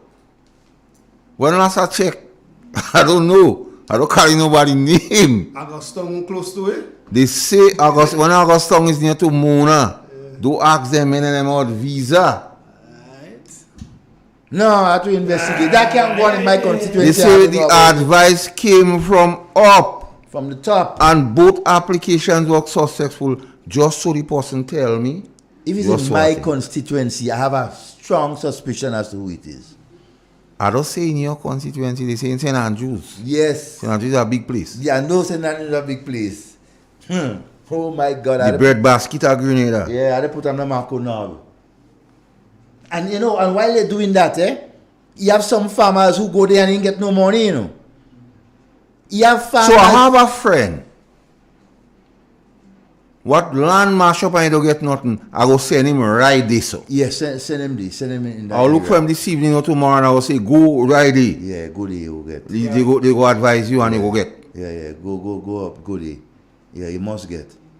Because if $18,000 could go for one parcel of land, wow, doing good things. He went on to say that the same advisor advised him to do same.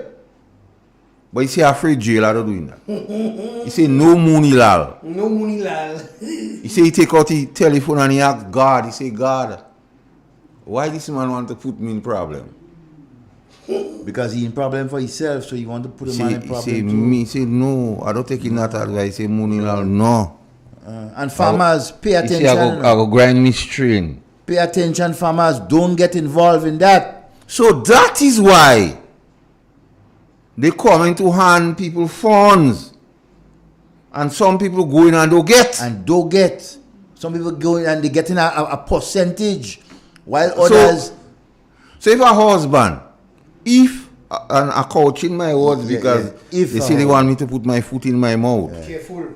Yeah. So if I was told that a husband and a wife receive 9,000 each for the same piece of land, that is corruption. They want to feel you know what's going on and you're afraid to say him. I never know. They want to know what's going on.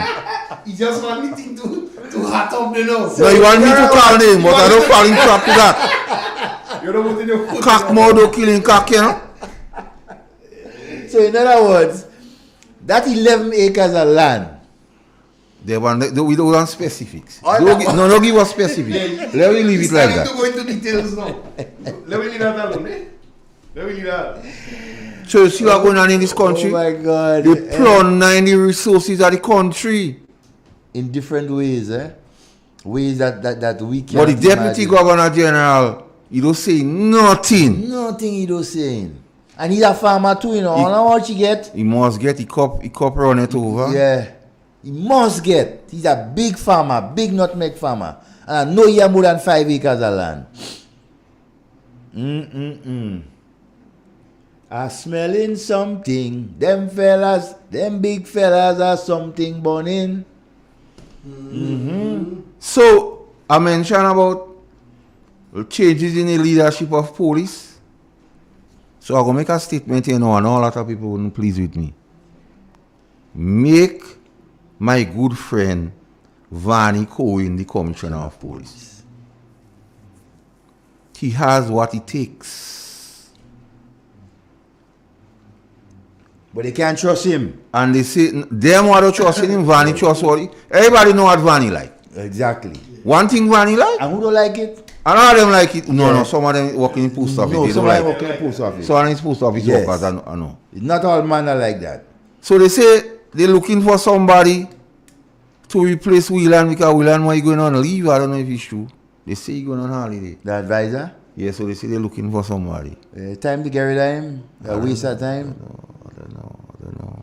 But he's one of your compatriots. I mean, you was in the force to get No, he's out a there. guy, he's an okay guy. I mean, you don't like people. I don't know. I can't say that. I could say that. Don't like people. Hey. So make Vani. Because that will be too much pressure on Randy. Randy's a fair like, but he might collapse. Yeah, give Vani anything. Yeah. But give him that proviso if he play the ass. Yeah. The mere fact we know all them go get Tafawa. Right? We know all them go give him. He's the best person for the job. All them go give him. So yeah, we could settle for Vani. And then Vani might recruit Tafawa, you never know. Well, you would have a choice, because he's looking for good persons who basically have steady head, who understand so the maybe police that's why they're work. afraid to give Vani. Yeah, I figure. So make Vani the Commissioner of Police. Yeah. We rooting for Vani. All he won't regret. Nah, at all. Because he don't do worse than this one there. No. You could never do worse. So Vani, we rooting for you. It'll say how we run your mouth on you and we don't like you. But Vani know I the best friend. But we just trying to make the people understand that among you guys at the top there, you are the best fit. Let's take the call. Good afternoon and welcome. Good afternoon. Yes, my friend. So I went to collect a contribution last Thursday, I think it was, when they were giving out. You get the Susu money? You went for it? Yeah, well, I went, of course. And they told me, did you hear your name call? I said, no. He said, well, if your name didn't call, you won't get no. What? So wait until your name call. So your hand already yet? And then, I met a gentleman. The more you know you call her. Very close to the minister, and he said to me that they selected 30 persons from each district. You get that now? 30. They selected 30 persons from each district, from different districts then, to receive payment. So what happened to the rest? They'll get later. Allah, As you have noticed, that is for the photo op, right? Yeah, that's for the photo op. Yeah, so it was 30 persons from different areas. So even though you go, you wouldn't get, because when I went, they told me that was the last application they taken. The day that I went, I don't remember exactly what day. That's the last application they were taking. Wow. Okay? The day that I went to apply for. Because I was very reluctant in going. And then I applied in any case, they took me, and then they said no more. You know? So according to you there, somebody would have told somebody from on top to go and apply, and they must get. Yeah. But nobody didn't tell me to go and I mean, that person didn't tell me. No. And I don't know how to search out that person now. But if you know the person and you wouldn't tell me, that is very unfair. Very, very unfair of you. Very, very unfair. Well, you will hear it in the news because the whole place confused.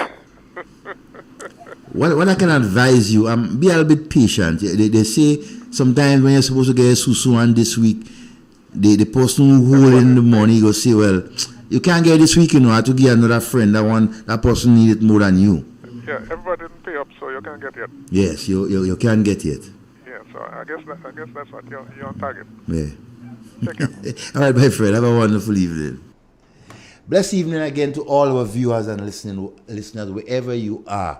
I'm as far down as the south, Granans, Point Celine, right, to the north, to Carriacou. Blessed evening to the people of Carriacou and Petit Martinique, right.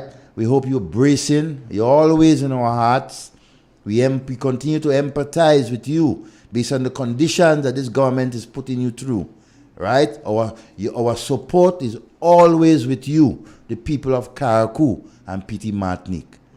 We will continue to put pressure on the government to support you. I have a little announcement for the folks outside. The Paraclete Church have its grand barbecue. On the menu, they'll be having fish, chicken, and pork. And that's going down on the 25th of October. It starts at 2 p.m., only $20 a ticket. Yes. That's the 25th of October, guys. Yeah. Don't You forget. got Lambi? Yeah. And Yes, yeah, Lambi too. Yes. Lambi. And Lamaniku? And no, NNP. No coup. NNP, we moving. We in St. Andrews again. St. Andrews Northeast in the Tivoli RC School. We out there. Right? Come here. Different leaders, including the political leader of our organization, Dr. Mitchell. Come out and show your support. Right? And be prepared for us to take Grenada from where it is. Good afternoon. Welcome. Hello. Good afternoon, Yes, everyone, Master Carl and Igwe. Yes, my friend. Afternoon. I'm just trying to find out two questions. Is Ron a minister now? And where is Jonathan Lackett? I don't find out hearing anything about Mr. Jonathan Lackett. Who is a man of God? Well, I could answer one. Ron is not a minister still. Maybe Lackett. But then, maybe Lackett has become a minister- fisher of men. Yeah. Okay. But then the Minister of Agriculture said that Minister Ron go be sent Yeah. and giving out check. Yeah. Maybe he's a minister in the back door, we don't know. Yeah. Maybe he working in post office too. Yeah, you know they like backdoor and thing, right? So it's possible, I mean, in the back door. Just like the first time we ever been hearing that a gentleman becomes the chief of staff. Yeah. You But understand? Master Carl, I don't see nobody post up nothing about the rally in Progress Park yesterday, Heroes Day. And the Sierra meeting now, they bring all guns out in a meeting. The political rally. The campaign starting. Don't let's not We can watch. Don't mistake it, you know. Even one of them says stupidity talk. If you listen Willie don't rate what he do yesterday. No? Willie and I'll get hands with him. Talk, I said that. All right, brother. Okay. He has something they call hogwash. All right, I listen to you. All right, my friend. Wash hog. You have anything to pause? You know, for so much importance that was put on this entire Heroes Day, and to see the turnout, the support that persons were given. They understood Because that it is partisan. Yeah, they understand it was a campaign rally, right? And they didn't want to be a part of that, right? I would say they demonizing that day when persons, over 20 persons, lost their lives, right, on the fort by the hands of our own Grenadians. We killed each other on that day. It's not a laughing matter or a celebrating matter or a matter where you could, dress up and thing. No. And I have one issue, another issue with that. This issue happened on the fort, but yet for all, you choose it, right, to come to St. Andrews to commemorate that day, to make it Heroes Day, while at the same time, there's an organization for over 39 years who have been commemorating the Martyrs' Day on the fort. You basically discard them. You wanted nothing to do with them. And that's not my words, That's the words of Terence Marichaud, the person who has been spearheading that activity for all these years.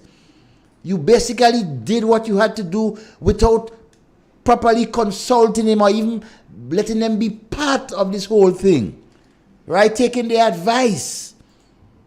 Because I remember he telling you all that, look, this thing is not an event for us to be, taunting all over the place. Let's come together and do one thing. But again, for your own political mileage and everything like that, you up to go to Progress Park and you make so much a boo-boo yourself. You mentioning people on that day, October 19, who did not die on that day. Imagine that. Consultation. Get your facts right. Right? Get people involved who know of these things, who had experience, who can give you the correct information. And so, don't think you know it all and you want to do it yourself. That is why it must fail. Free education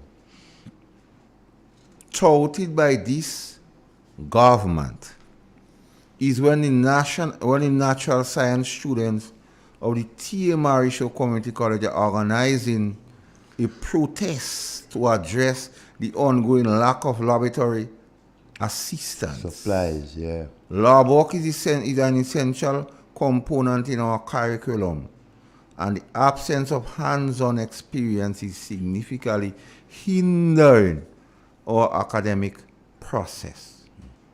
So despite repeated inquiries, we have received no concrete assurance regarding when the lab activities will resume. So we call that free education. Wow.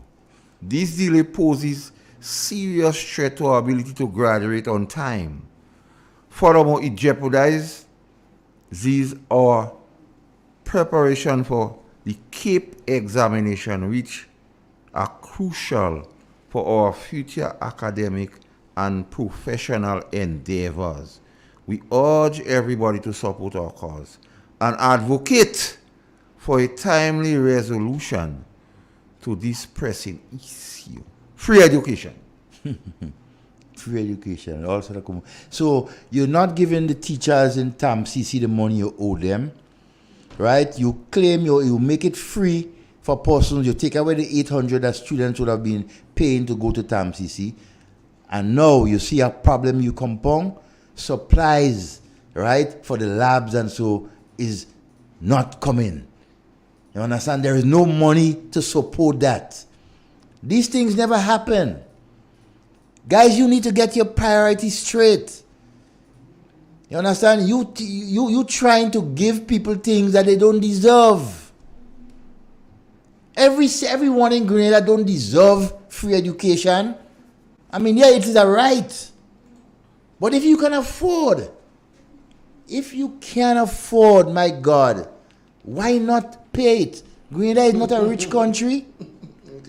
That's all the surplus.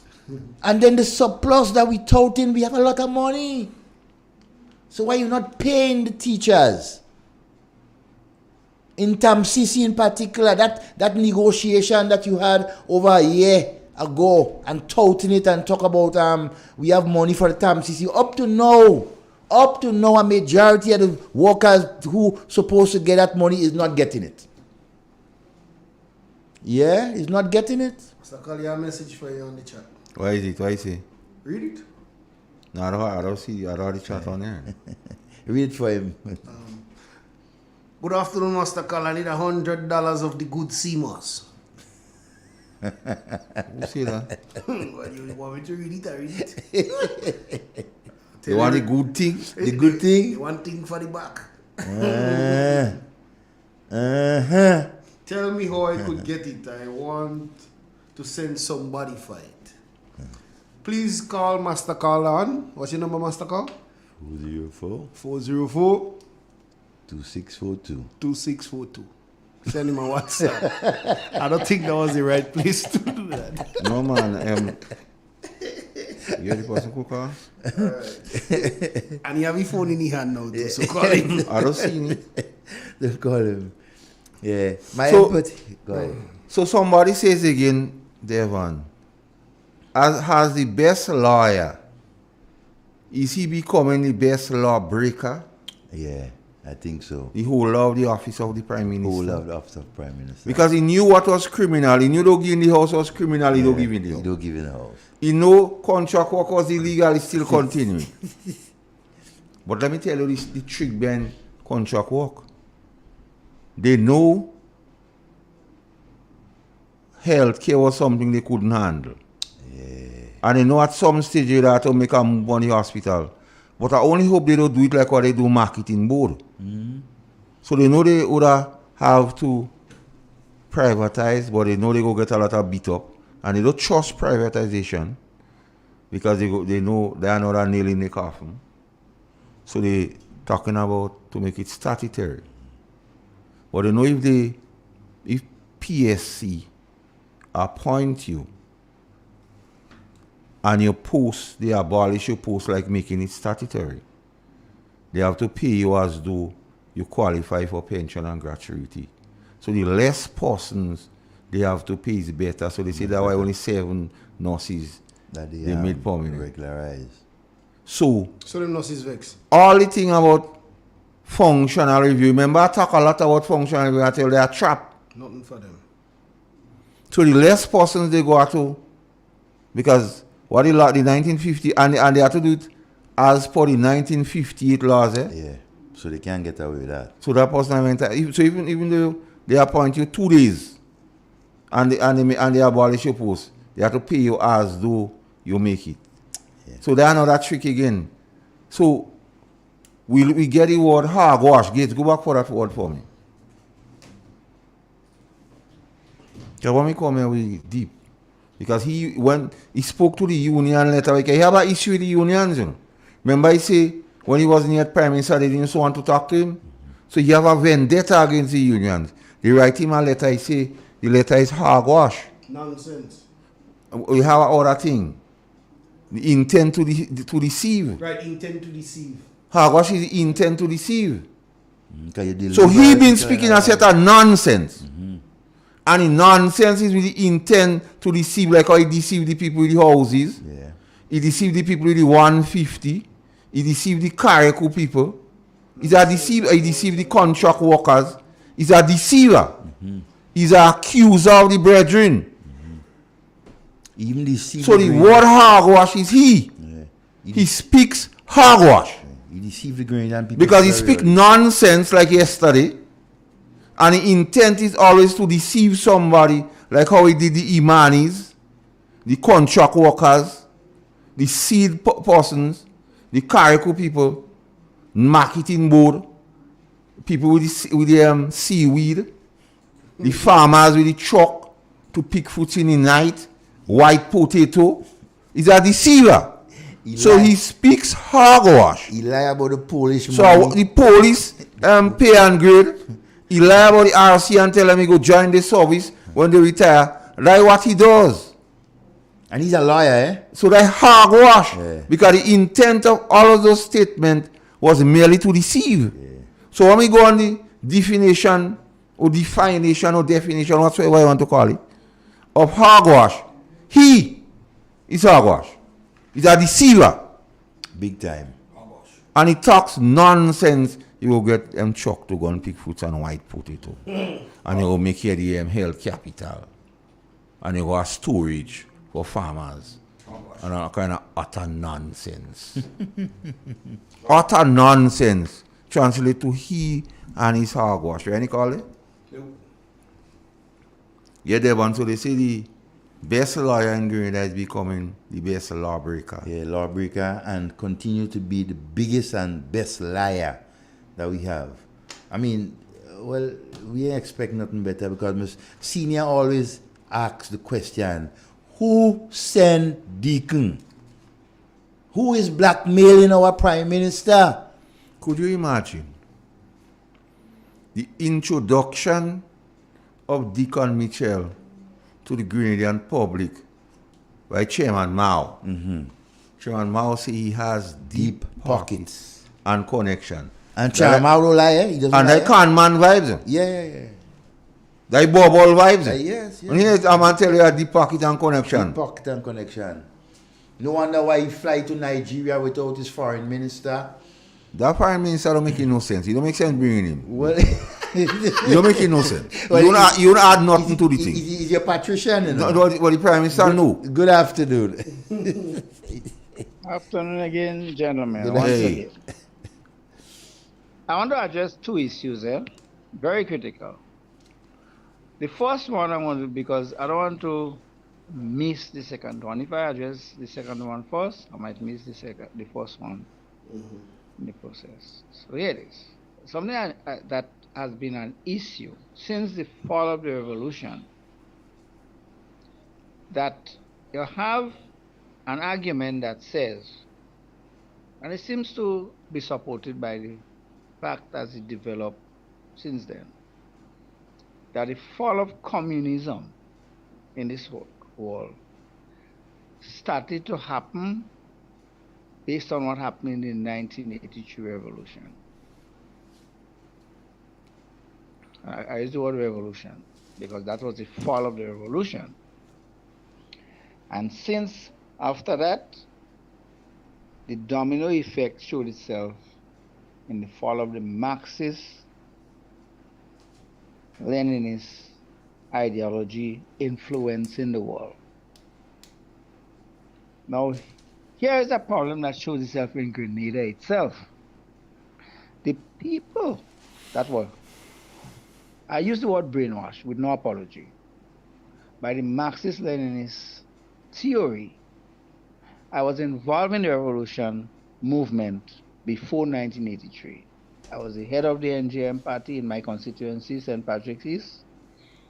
I used to sit with Bishop and all the other guys and them. So were you a co-right? Passing resolution, dealing with issues, subject matter, whatever. So I know the inside working of the party itself. So you are co-right? Turned against its own self. Were you a co-right? Nope, impossible. All right, okay. Because that's the side of things that still works now. We call them, I'll use the name in the word in due time. But they are there still, eh? The co-right fraction is there still. Where are they? That's a group that is still active. That's a fact. Where are they active? But anyway, that's a long subject matter to deal with. So hear me a little bit.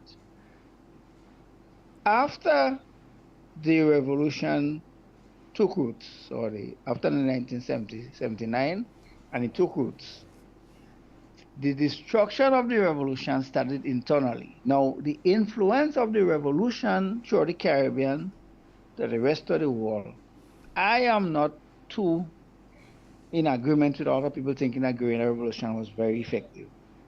Nope. During that period of time, you had a lot of people who came from universities because of the colonial influence that was being dismantled. You had a whole lot of countries in the area becoming independent. That was very much part of the processing of intellectuals. Now, here what I'm pointing out that all is for. After the fall of Grenada Revolution, where you had so much people trained in Cuba, for example. Cuba is more socialist country than a communist country. The influence of socialism was so evident that Cuba was initially instrumental in forming the non-aligned movement. Those who don't understand what the effect of the non-aligned perception was, understand that it was a separation between the communist, Marxist-Leninist ideology and the capitalist ideology. So that you had a balance between that being the non-aligned movement. Cuba was instrumental in that. Cuba was very much aligned, and Grenada was very much aligned with Cuba, along with other countries, right? So here comes the problem.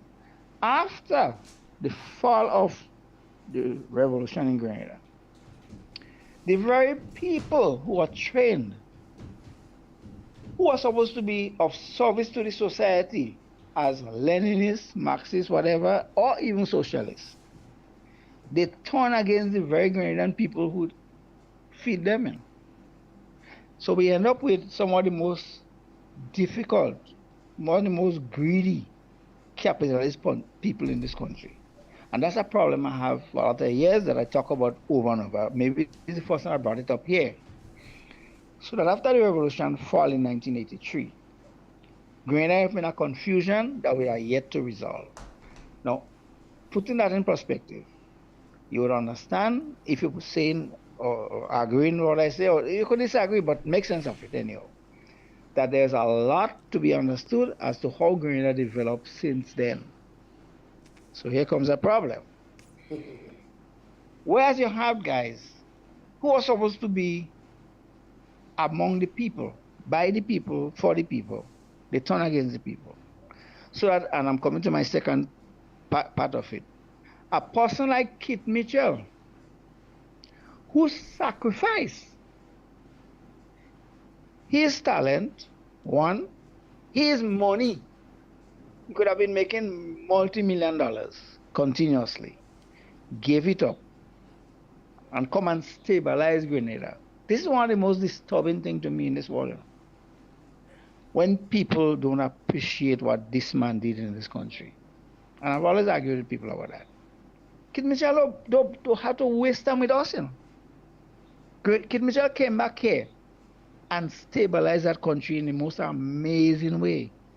People have turned their back on him over and over, and it hurts me personally. I am not a party person. And I'll say this, and I need to have to say it too. I love Papa Blaze 1,000,000%. Sorry, I should say it that way. I love Kid Mitchell 1,000,000%. I love Papa Blaze 1,001,000%. I love Maurice Bishop very much too. Stupid and dotish as he behave. But you love somebody, you love somebody. That's the point of it. Up to that point. But the understanding of the sacrifice and need for the development of this country that these guys and them have been involved in, I give the three of them the credit. Kid Mitchell being most at the same time. Love is one thing, understanding the value is another thing. And that's where Kid Mitchell come in. And whilst I'm at it, let me point out that there is that confusion that developing in NNP right now. And talking about democracy and Kid Mitchell stabbed Papa Blaze in his back and so on. They need to understand what happened. I was there, not as a party person, in the convention on that Sunday evening. Kennedy Bolal, Big Ben and I, along with another guy, had a conversation, stood up talking that evening. Before that I knew, but what I went there to do is cover the whole idea, because I was a writer a whole lot of the time. I was not a journalist, I'm a writer. I do analysis and I do commentary, so I write and deal with issues. I used to be publishing articles almost every week on the Grenadian Voice, and I needed to write something about that. So I went there for that purpose. And let me tell those who don't understand, who are accusing Kid Mitchell of stabbing Papa Blaze in his back, that's an absolute lie. That's a complete misunderstanding of what happened. The man, and listen to that carefully, the person, the man, Dr. Watts, is from River-Sally. I'm from River-Sally, so I know Dr. And he was my dentist at the time. So Dr. Watts very well. And he used to move good. Dr. Watts was the one who formed the GNP party initially. He and Papa Blaze were best of friends. He led Papa Blaze, or he gave Papa Blaze the opportunity to become the leader of the GNP party. The whole alliance thing came about in 1976. Still, afterwards, the connection was always there. After the fall of the revolution, Papa Blaze stepped forward again. Kid Mitchell, who was there with him since 1972, he was 21 years old, had a manifesto that I cherished since that time, up to recently. I lost the manifesto in a fire. And so I know the connection between Papa Blaze and Dr. Mitchell. And at the same time, the connection between Dr. Watts and Papa Blaze. What happened then in 1970, what year it was that Kid Mitchell became the leader of the party? 89. When Papa Blaze, in 89, 90, thereabout. When Papa Blaze was fading in health, the very person who initiated the GNP party, his best friend, Dr. Watts, was the one who chose or suggested that Kid Mitchell should be the next leader of the party. This thing about stabbing in the back is a nonsense. Kid Mitchell fought his way against all odds. He made NNP what it is today, or for the longest while, the most successful party. I don't believe in political parties since 1976, I tell you all. But the thing is that he worked his way up and get things done and develop Grenada in the most amazing way. So when Kid Mitchell talking, and listen to him carefully, he knows what he's talking about. He's been there. And he's made sacrifice personally. Kid Mitchell is not a greedy person. Kid Mitchell doesn't want power. Kid Mitchell is not a person who's looking for money. Otherwise, he could have increased his salary to $15,000 and $20,000. Then I have to work maybe 9 months to be able to make one month's salary of his. He stayed around $6,000 all the years. All right, my friend. He never did.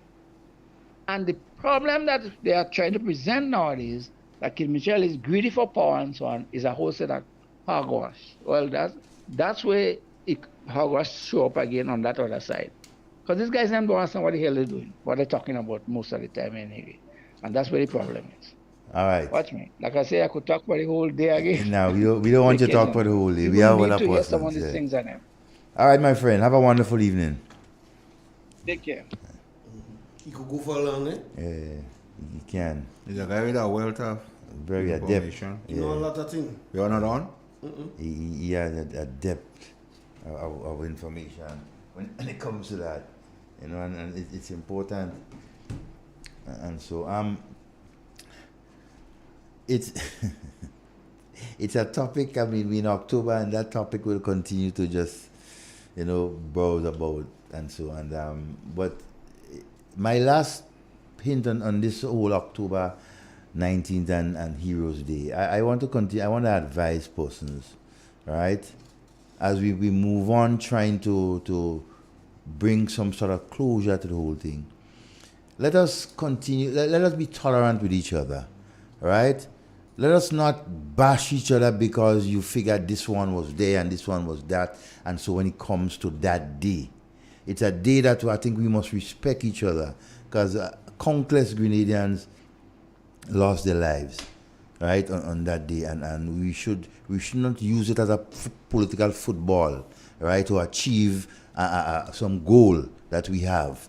But we must be patriotic and do what is right, to the persons who are affected on that particular day.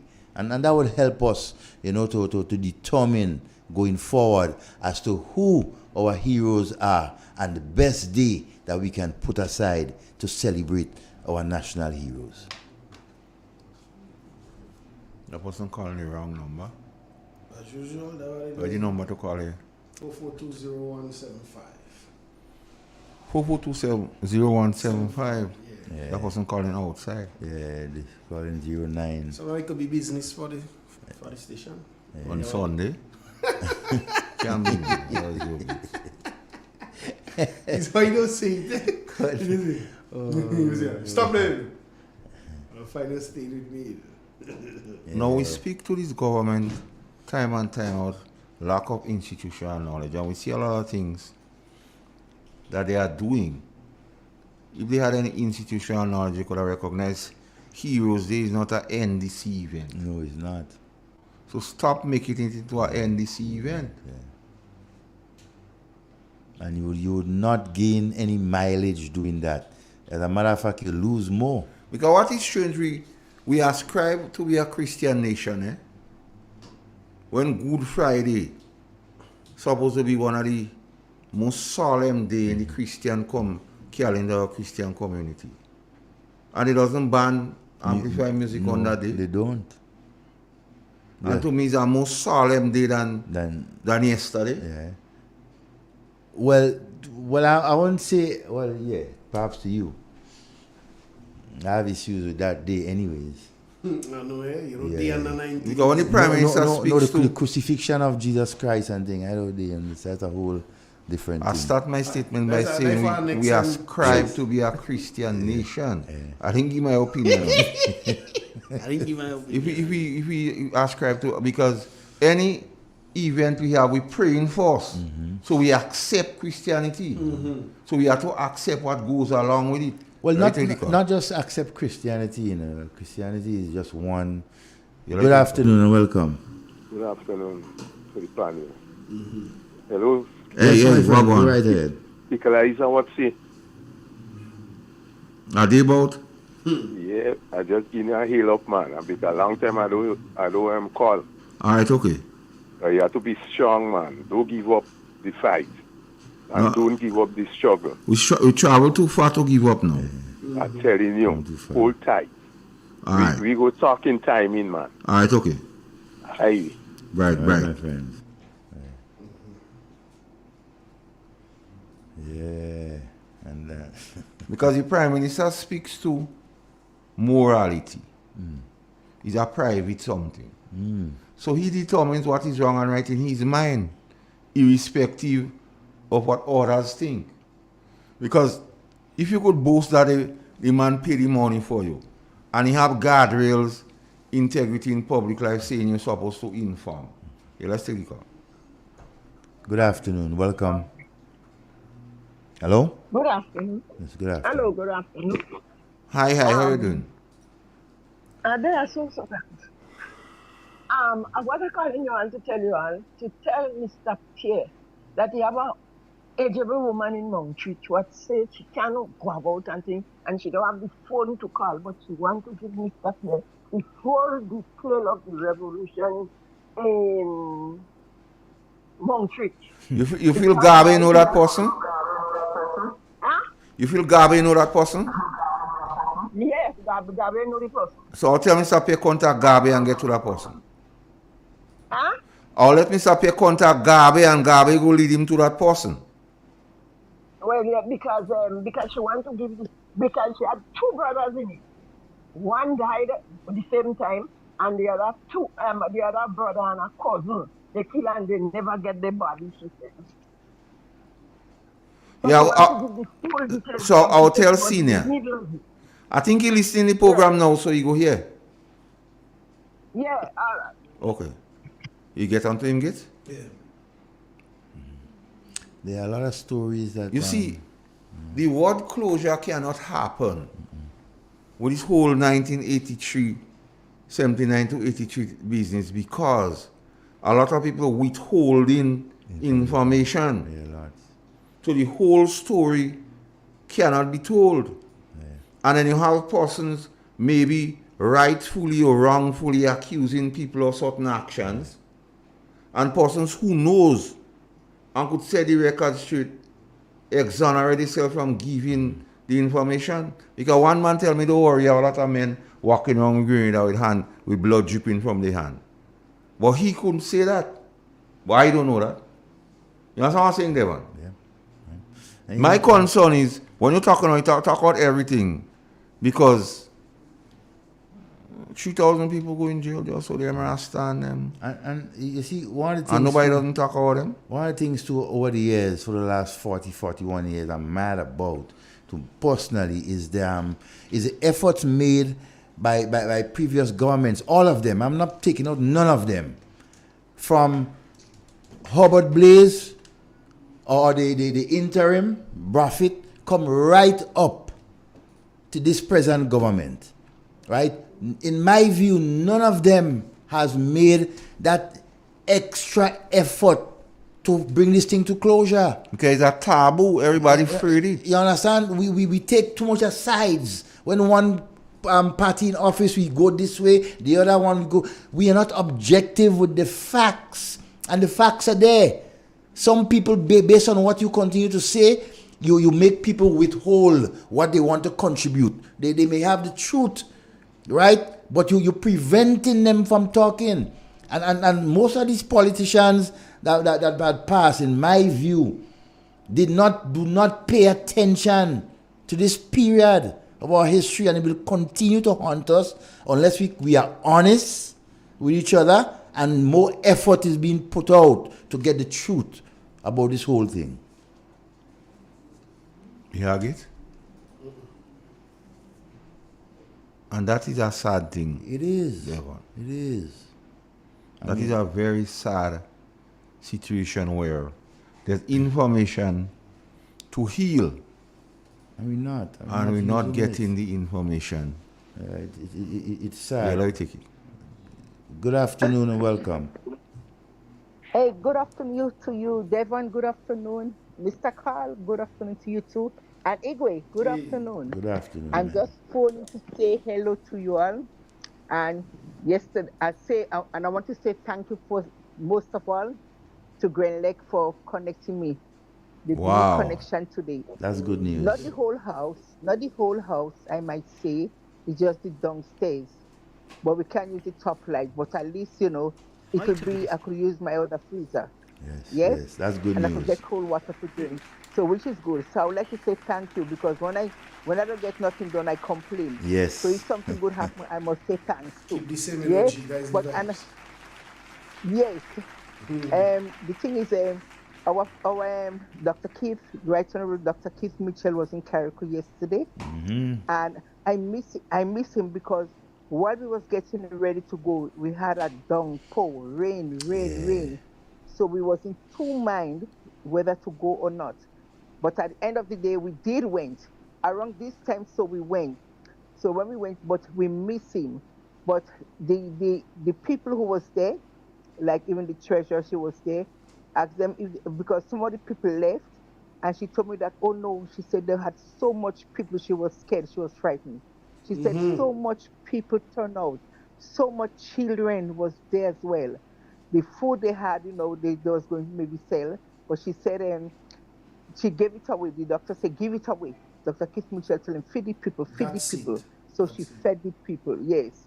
So no money was being collected for no food. So she fed the people. So which was really, really nice. There was still some people left behind, as you know, they was there. They was having a good time. But they did what I was pleased about, it had a wonderful turnout, because the rain was coming on and off. And the turnout was magnificent. So I am pleased, I've been told. I'm very, very pleased. So I said, let me run it by you to make you know that when good things happening, we talk about. When bad things happening, we talk about it. We're going to talk about it too. Yes. Thank but you. Under the same breath, things is not so good still. Some people get material and some people don't get none, right? They're still looking for the people. They're looking for the people. I understand more black tank has arrived, but some people do not get it. The people get it. And they don't only, the thing what get me, they don't only get one, they get 2, 3, 4, some of them, they're talking about it. They get a lot. And when you go, you're seeing Andy, AJ sit down, Tevin there, the PS is there, and they're watching.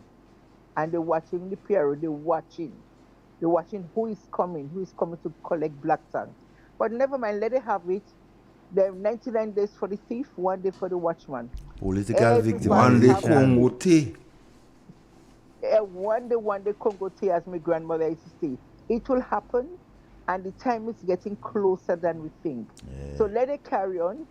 The young and the bright, as Mr. Pierce say, they have a briefcase full of certificate, and they're applying it. But at the end of the day, they're lacking in experience. They haven't got no experience. And because when they was campaigning, they didn't want no elders. And if you notice, Mr. Carl, when God says he's going to anoint a king, or he sends Samuel to anoint a king, the king is there even during David time, David period.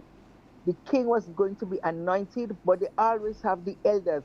He always say, go and tell the elders. He send them to the elders, because the elders is the one have to do it. But they didn't want no elders. As they said to Dr. Keith Mitchell, give him his Zima frame, give him his walking stick. Here is the posy, throw pee on him. And in fact, let it pee stale before they throw it on him. But don't worry, it will all return to them one day. And they'll watch themselves. They must learn respect and etiquette for grown-up people. You have a nice day. God bless you. Before you go, and thank you for today. Before you go, is it okay to give somebody your number? Yes, you can. You can. You won't, I don't want, it doesn't matter. Let it call me. Yeah? I don't mind at all. All right, okay. And Mr. Carl. Hey. When you pass in Carriacou. Soon. Soon than you believe. Bring up. Don't come with empty handed. Bring CMOS, please. Oh. Yes. Soon. Please. Oh. And you might just see Igwe. Yeah. You might just get to meet Igwe. Okay. I will tell you when you're coming, okay? Right. Yeah, you will get to see Igwe. Yeah. Okay. All right, Igwe. Looking forward to see you. We could have a hug. All right. No matter. We'll talk. Yeah. We'll talk. Okay. God bless you all. Take care. God bless you. It's such a joy. Big up Miss Madison. Yeah, it's such a joy, being on air, and you could relate to persons, genuinely about things that goes on, and so. And typical example, Miss Madison. Yeah, she said, when things are bad, we're going to talk about it. Keep the same energy.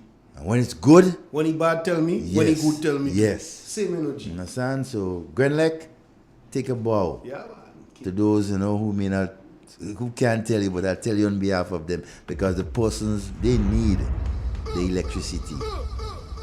Yeah, Grenlek is heroes. Yeah, man, they do it. Yeah. The workers of Grenlek. And so they do an excellent job. And yet for all, we have persons in Carriacou who do not have houses and materials. And you have the housing built by the Chinese still empty. What a travesty. How can this politician love people? What the man said, that was criminal. Yeah, it's still criminal. Still criminal. When you when the children in the schools can't get food, you close down the school feeding program. Now parents have to be scrambling all over to find the $20 and $30 for the 3 and 4 children going secondary school or even primary school. When there was a system that it was affordable to them. You pay $1 or $2 or $3 and the children was guaranteed getting a meal every day. Now transformation took effect, and the shopkeepers in the villages can't survive. And so, right, because all these little things. These things were designed to help to cushion all the effects, It was a ripple effect, right? Because certain things that you do, for example, the school feeding program, when you collect that $1 or $2, is the shops within the neighborhood that basically benefits from that. So it's so confusing as to the group of guys that are there leading us. It's time for them to go. No. Now. Please. I'm begging. It's time for them to go. The Prime Minister need to do better. They need to, they need to, man. Too much of petty things, right? You're just breaking the law with impunity like you don't care. You understand? You traveling to Nigeria, Elena. You imagine that another man paying for your ticket for you to go and come and meet him in Nigeria. That is what going on, Is that another man paying for the Prime Minister? We Prime Minister, a man paying your ticket. Imagine that. To fly to Nigeria to come and dine with him. He's a Odogu. I mean, a rich man in Nigeria. Who does that? He, the Prime Minister, Deacon Mitchell, does that. Oh my God. He did it. Past tense. So we have to wonder, is nothing free in this world, There is no free lunch, But what he what does the man want in return? Well, we don't know yet. We hear about crude. We hear about oil and gas. Yeah. To make every man rich fast. Yeah, I hope it's not rain falling or they galvanize. You understand? And more post office are they opening. Yeah, we only hope so. It's a bad man drink rum from the calabash. From the calabash. But town CC children don't know about the lab fees. Yeah. All these things are so disturbing. So would the budget be an election budget? Yes. Would it be an election budget? We want to know. Take the call. Let's take. Good afternoon. Hello. The person listening to the radio. Yeah. So we haven't. So hopefully we. Wow. Listening to a particular gentleman this morning, a lawyer. They just call him what they call him, the Kushumpeng lawyer. You understand? He was adamant in stating that this present government in its second term, right? In its second term, so he's confident that they're going to win a second term. You see, they go deal with the Constitution. They go deal with the Constitution. Oh, he's confident about that. Yeah, the ganja lawyer. You understand? So I'll call again. Hello. Good afternoon. Hello, Devon. Yes, my friend. How about you? How's my other friends? Everybody okay? We got hearing everybody's voice. Everybody's good. Right. Listen, man, I want to ask you two things. What I was listening, a gentleman spoke yesterday, and he was saying what constitutes a hero. Okay? Now I want to ask you that question now. Is Dr. Mitchell cannot be considered as a hero? Yes, he can. He cannot be considered. He is. He is a hero. There is no hero in Grenada than he. Really, to be honest, I want to be honest to myself too. So I said, let me ask you that question because all kind of Dick and Harry would never do nothing in this country is yours. But the man that constitutes do everything for the whole country for donkey years, he cannot be a hero. Yeah. God is there. God is watching. And he's waiting. Yeah, we're Take care, waiting. partner.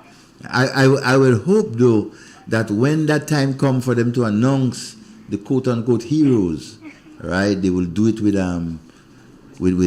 honesty and patriotism, right, and not biasness, right, and using political things to name heroes and that sort of thing. We must be genuine. We must be honest. Leave the politics aside. But we must be genuine with our people. Let our history be rich. We won't always get it right, but we must strive to ensure that we be honest and forthright with our people. As leaders, it is your duty to ensure that we get it right. You won't be right all the time, but you strive towards that. Right? And stop mamagaing people and hoodwinking people and deceiving people as to the true, reasons why you want to put Heroes Day on October 19th that's two different subjects altogether. October 19th must be dedicated to those who fell on that day. Yeah, who lost. Tragic. You understand? October 19th must not be paint a broad brush and want to, use that solemn day to bring back thing and then, come on, you can't mix these things. Oil and water can mix. It can be a partisan. No, oil and thing. We understand that the campaign started yesterday. Yeah. Right, but we just... you look at that, do it better. Use a better occasion to start your campaign. Yeah, they start wrong. You understand? You start wrong and you go end up wrong.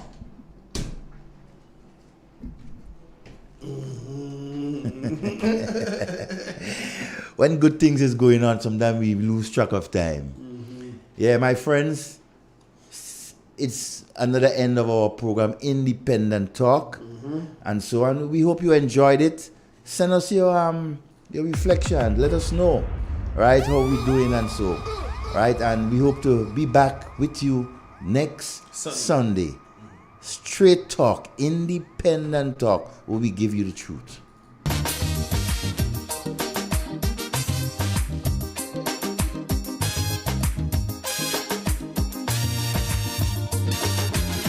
Tell me candidly, too wicked, far too crooked. That is the frequent comment I hear. Too one-sided, underhanded, can't be trusted. This is the opinion, ear to ear. For their own abuses, they keep making excuses. Housing crack up over, they unleash their lawyer. Set up an inquiry just to get Kid Rowley. But they wouldn't sue the false paper screw. I don't need to come close to tell them go.